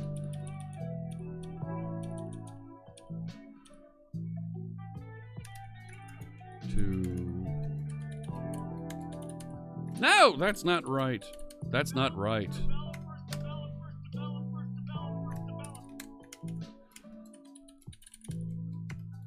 So I could write a quick find and replace that. Oh my gosh, thank you for the follow. And I realized I was mispronouncing your name for how many streams.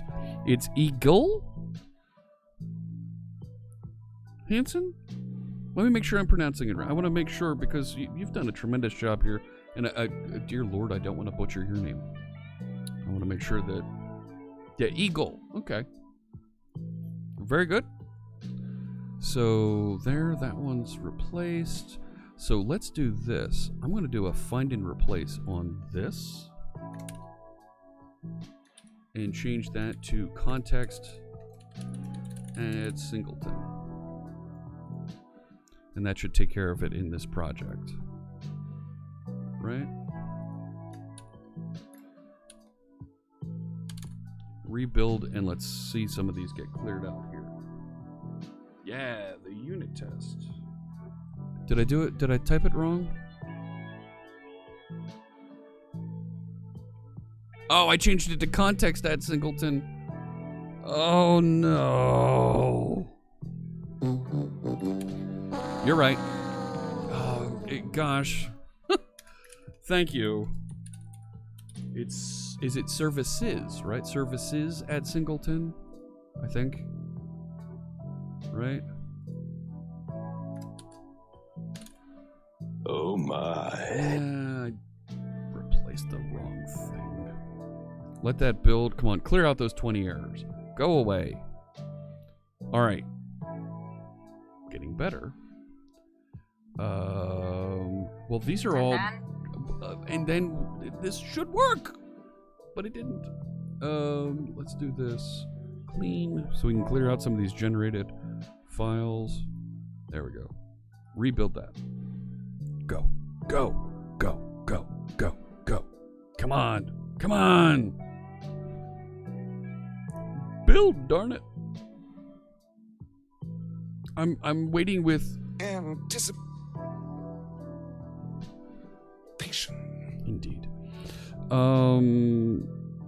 These shouldn't be errors. Where is it getting this? Oh, these are some of the test names. Yes. Okay. All right, hang on. So let me go to header style. So I have some others that the new syntax. So let's do this. Can I do this? Find that and replace it with just that. Right. And rebuild.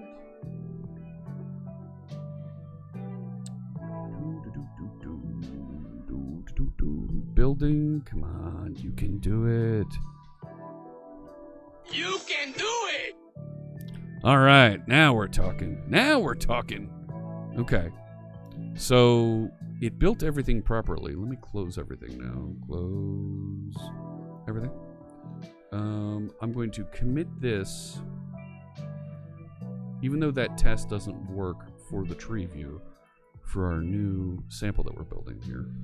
Actually, I don't even have it testing yet. I didn't write the test. Let's commit all those changes. Oh my gosh. Oh my gosh. Updated tests to use the new version, the 1.0.0 preview 5, right? Is that the version? Beta 5.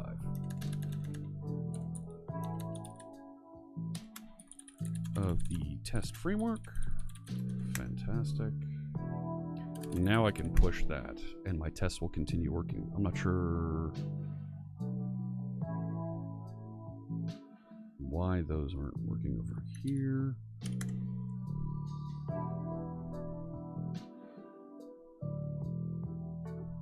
Maybe I've got some errors still hanging out there. I've got, looks like 9 failures. And here they go. Tests running. Yeah, I've got 9 test failures. All right, let's see if we can fix those real quick. So I'm going to run it in the Visual Studio runner here so we can get this up to date. And I'll be able to click through and see exactly which ones they are right here in the tool. But I don't have any errors building anymore. Right? Pin that. And I only care about the errors. So I only have my errors highlighted, so we should only see the ones that are not working here. And of course everything's working. No. 83 not run. Run them! Yeah, I upgraded to beta 5 today. Semantic comparison. No, I have not. There we go. So I've got 9 here. Go away. No. There we go. So I can click through and we can see. Yes, I get it. It failed. Razor test runner. I like seeing that. Fine span, first child. What doesn't it like here? Element not found exception. No elements were found that matches the selector span. Now this was working. So what did we change?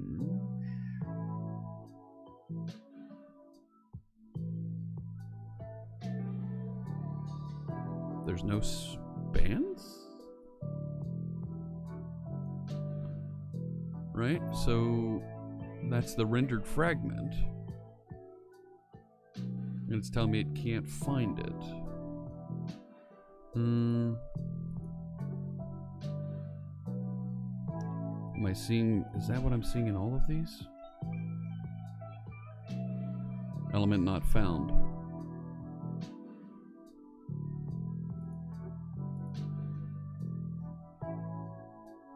Element not found. Yeah. And it's actually,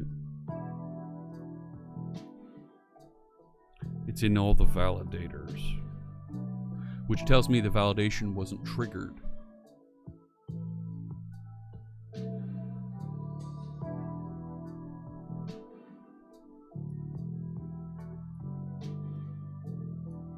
I wish that would nest by namespace. No, I don't. I didn't want to do that. Go away.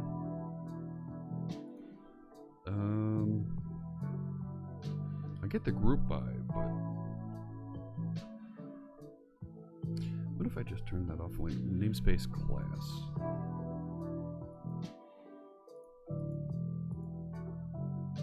I mean, it just eliminated a top level, but I'd like it to eliminate BlazorWebFormsComponents test, so we just add validations. I thought there was a way to group like that.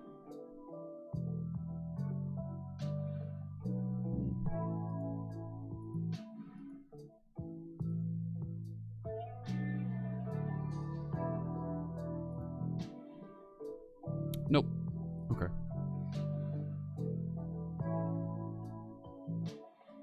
It seems that the validation doesn't produce the span class right, so it feels like it's not actually submitting. See, it does form submit here. Right? It's actually calling submit on the form. And it's saying that the validator didn't validate.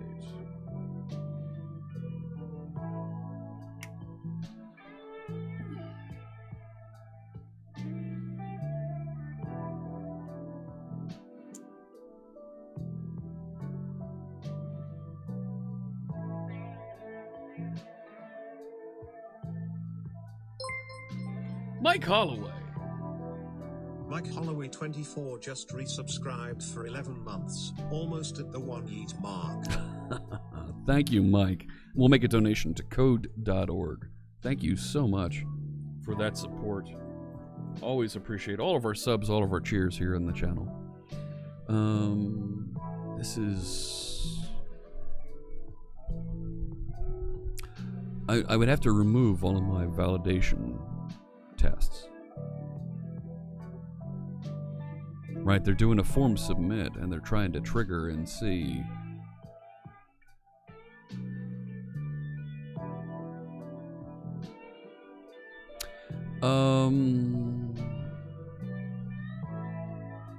Pretty close to 12 months. Yeah, Electric Havoc. Absolutely.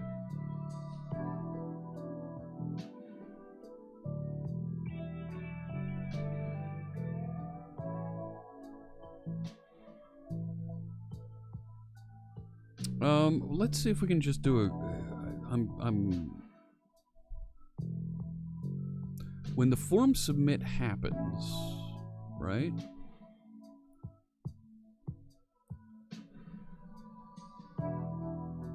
the custom, let's look at custom validator. See if we can put a breakpoint in there and see what's going on.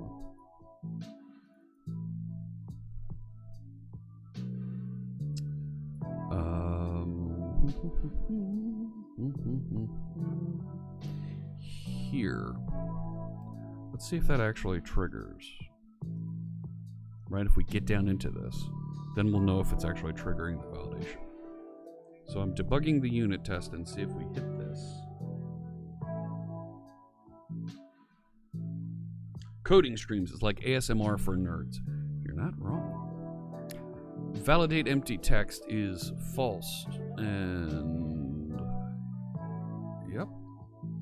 And then return server validate, which is saying it's false. So the custom validator component comes off of base validator. Span style equals calculated. So if enabled and visible and not is valid,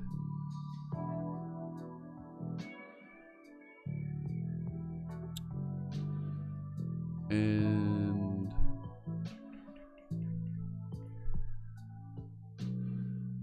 where's it picking up the is valid?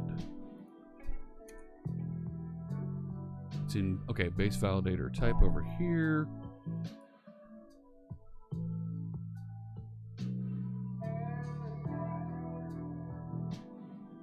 Where is valid being set?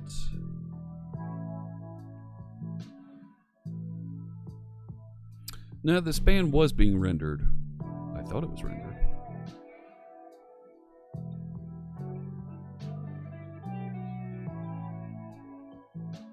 Okay, if not enabled invalidate value, otherwise is valid equals false.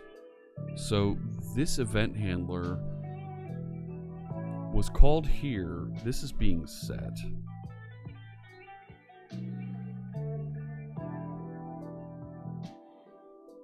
Okay.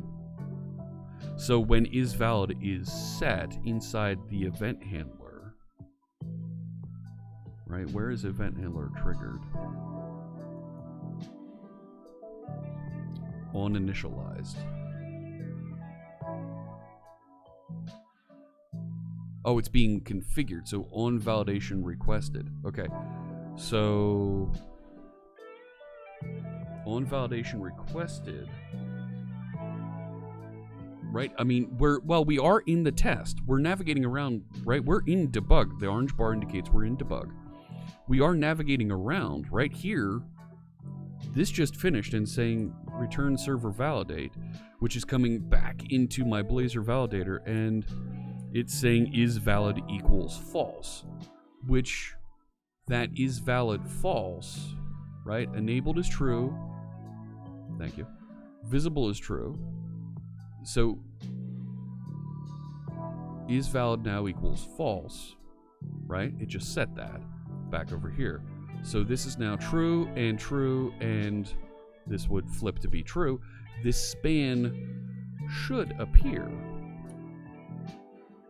Notify validation state changed, right? So we just finished that. Valid submit should be false. It is. Invalid submit should be true. Right. So these things that handle and inspect it, yes, the validator returned appropriately that state. But if we look at the markup,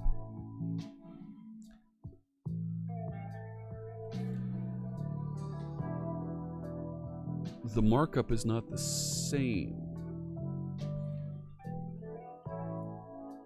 It didn't render, right? We did the form submit, but it didn't re-rend. Try looking at the, right? So cut markup, and it's the current markup doesn't have it in there. But the first render markup and the current markup after we called the form submit, it didn't repaint.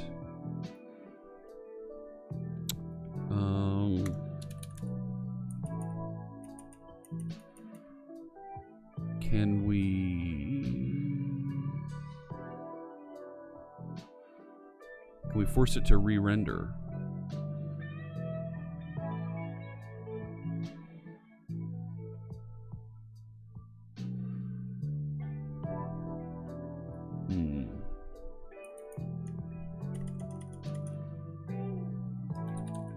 I thought I saw there was a...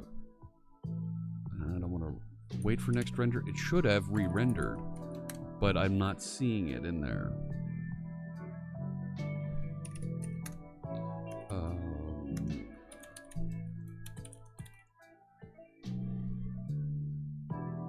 Nah, nothing's async here. Nope. These validators are all synchronous. Will it change if I call get component under test again? Don't know. Foo equals... No.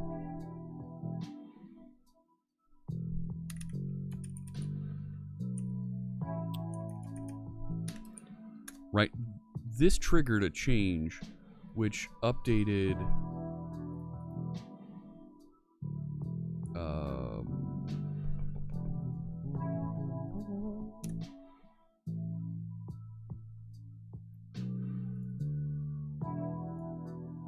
right, which updated the properties here, which should have notified and run up there. Hey, Mary Jo, welcome.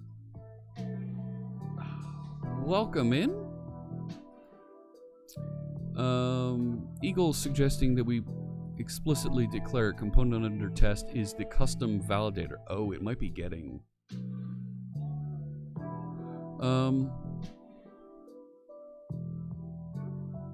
So what if we change this to that?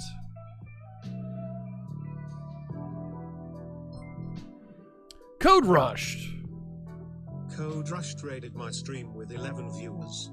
Look at that. Thank you so much for the raid, my friend. Hello. Hello. Welcome in. Thank you so much. That's our friend Mark Miller. What are you working on over there on your stream? Welcome in, Raiders. My name's Jeff, and we're testing out some Blazor components here. SNB just resubscribed for 21 months. Oh my goodness. Zinga times 21. Wow, thank you for the resub. SNB's another member of the Live Coders, just like Mary Jo Stabler and Code Rushed. Make sure you check out all the Live Coders. Thank you so much. The pudding with the raid. Yes. So let me try inspecting what this looks like here. If I say foo on this, right? Let me debug here. Let's see if we can see what's going on there. Yeah, new emotes, Mary Jo. I got some arms and some hands for the bot that you can throw at the screen. Let's see what we get. Come on. Come on.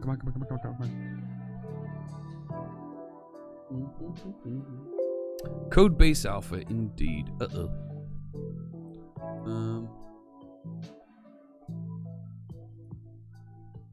Should be able to do that. Try it again.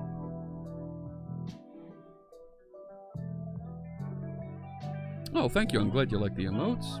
Thank you for the follow, Wicked Crispy. Appreciate you tuning in. There we go. Now my debugger's attached. Come on. Come on. Where is it? All right, so there it's doing the validation. We know that part is calling and working.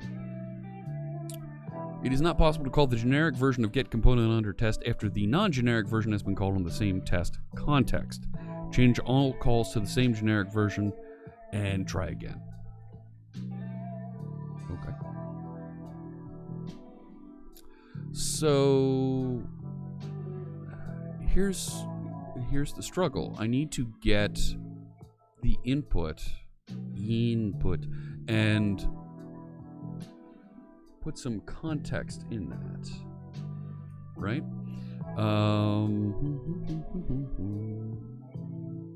Put that up there. Right, but that's going to get me the custom validator. That's not going to get me the entire thing.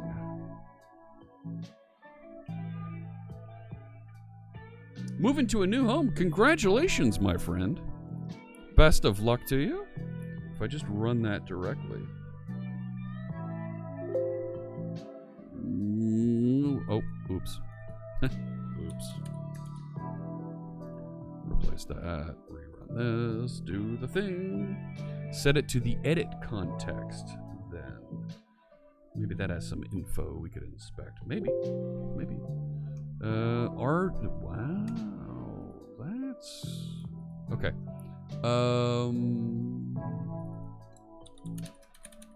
Edit form, because that's the outer one there. Let's see what that finds. Yeah, Razor compiler. It's grumpy. I'm running out of time. I got a meeting coming up here. Okay. One failed. Why? Element not found exception. Oh, you're not going to let me? No elements were found that matches the span. Okay. So it's not refreshing. It's not re-rendering.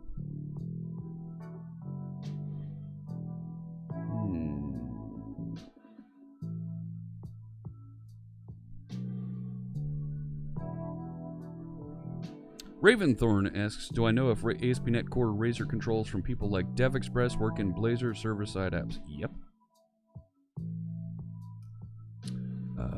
Asking for a breakpoint here, and let's inspect that. What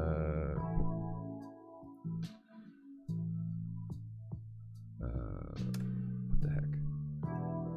Debug. What do we got? Let's see what we get here. There we go. So now I'm going to mouse over, and so we can inspect and jump in here. So this is the edit form, right? There we go. So we have those wired up. Child content. Can't really look at it. What should I be looking for? Yes, we're trying to emulate web forms. Try with wait for next render.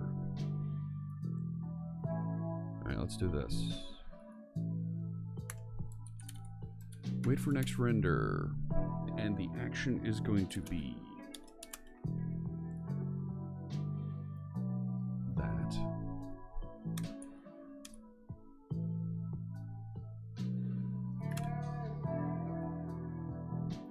And let's see what it does for it this time. Let me add some value.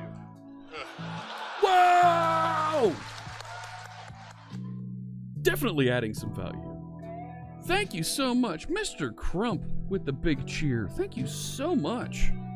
That is very kind, and we're going to make a donation to code.org. Very much appreciate that. Thank you very, very much for that huge cheer. All right, now let's see what we get. If I go cut and we take a look at markup. No, still don't have the span. It's still not going to have the... Right, so there's the instance, the first render markup, input class, and actually...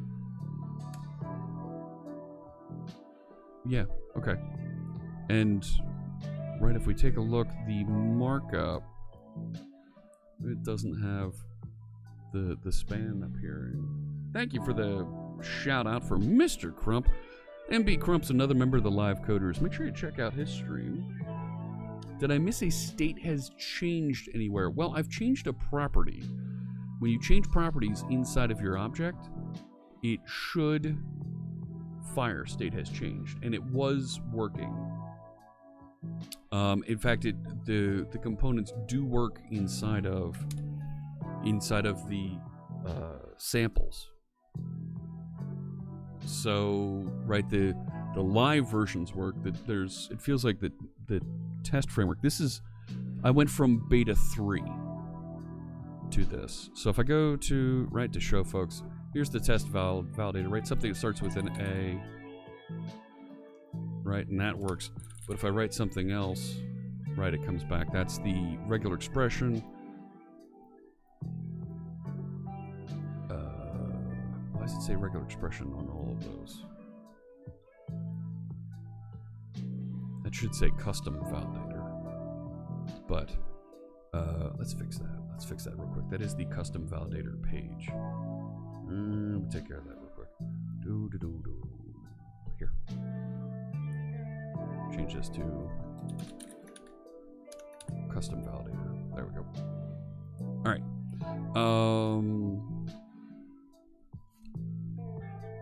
So how do the validators work in samples? They work very well in samples. Thank you. Yeah, Raventhorn. You want to do some on stream? That's great. We look for folks to join the live coders who are affiliate broadcasters, so we know that they've been around for a while and they're going to be around going forward. They've got a little bit of consistency to them, and we look for folks that are positive and outgoing and discussing, interacting with chat. We don't want folks that are just sitting there and you're watching over their shoulder the whole time. So in beta 4, we're trying to be smart about not regenerating the markup unless it needs to. There might be a bug in that logic. Maybe. Could be. If so, I'm happy that I was able to help you find it. Right, so is there a way then that we can jump from here? When it does it, if I force the... Right, if it is valid, even if it isn't. Right, there you go. Edit context. Notify validation state has changed. Right, that's coming back onto the edit context. So... Are we okay? Can we...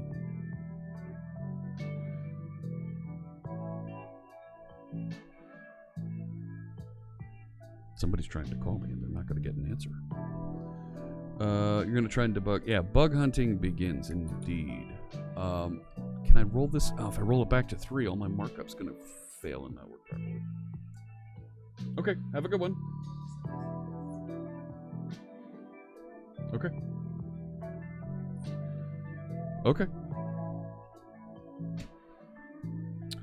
Let me see here.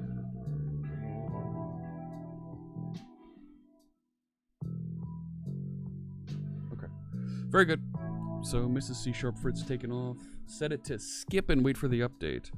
How do you... Is there an easy way to mark these as skip?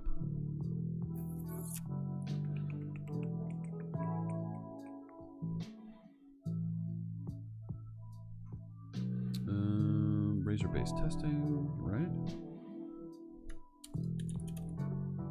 Oh, nope.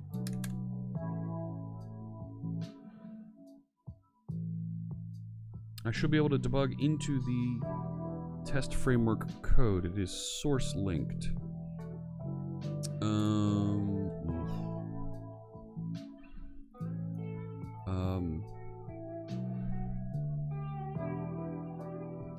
Right, how do I get down into that from here? Because it's not debugging into it. At least I didn't think it was.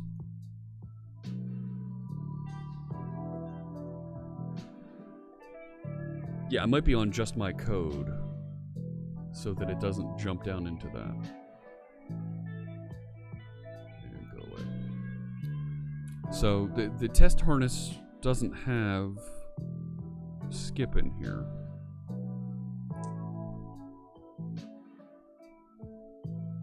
What I might be able to do is just remove the test for now. Yeah. Yeah. And actually, I'm about out of time. So let me do this. We know what these tests are, right?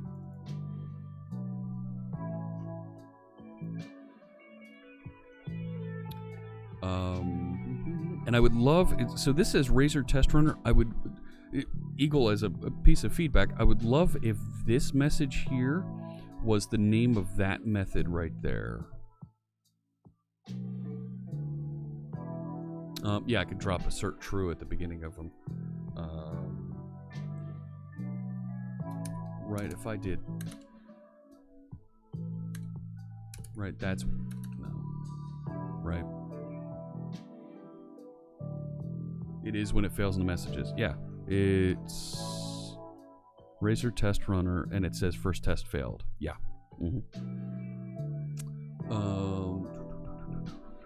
Okay. I want to. Right, it's just going to be easiest for me to yank that for right now. I don't want to yank it, go across all of these and yank that. Let's just do this. Right. Here. What did I change?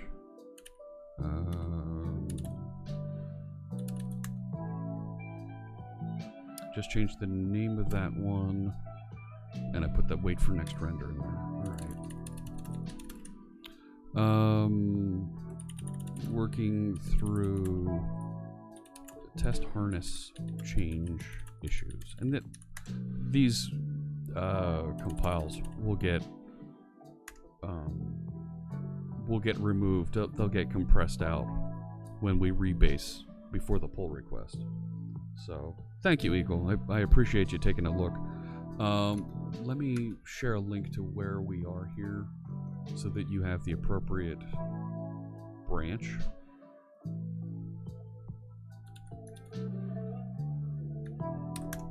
So there you go. That's the current version that we're working on. I need to wrap up because I do have a meeting I need to get to. So let me stop that music, switch over to this one.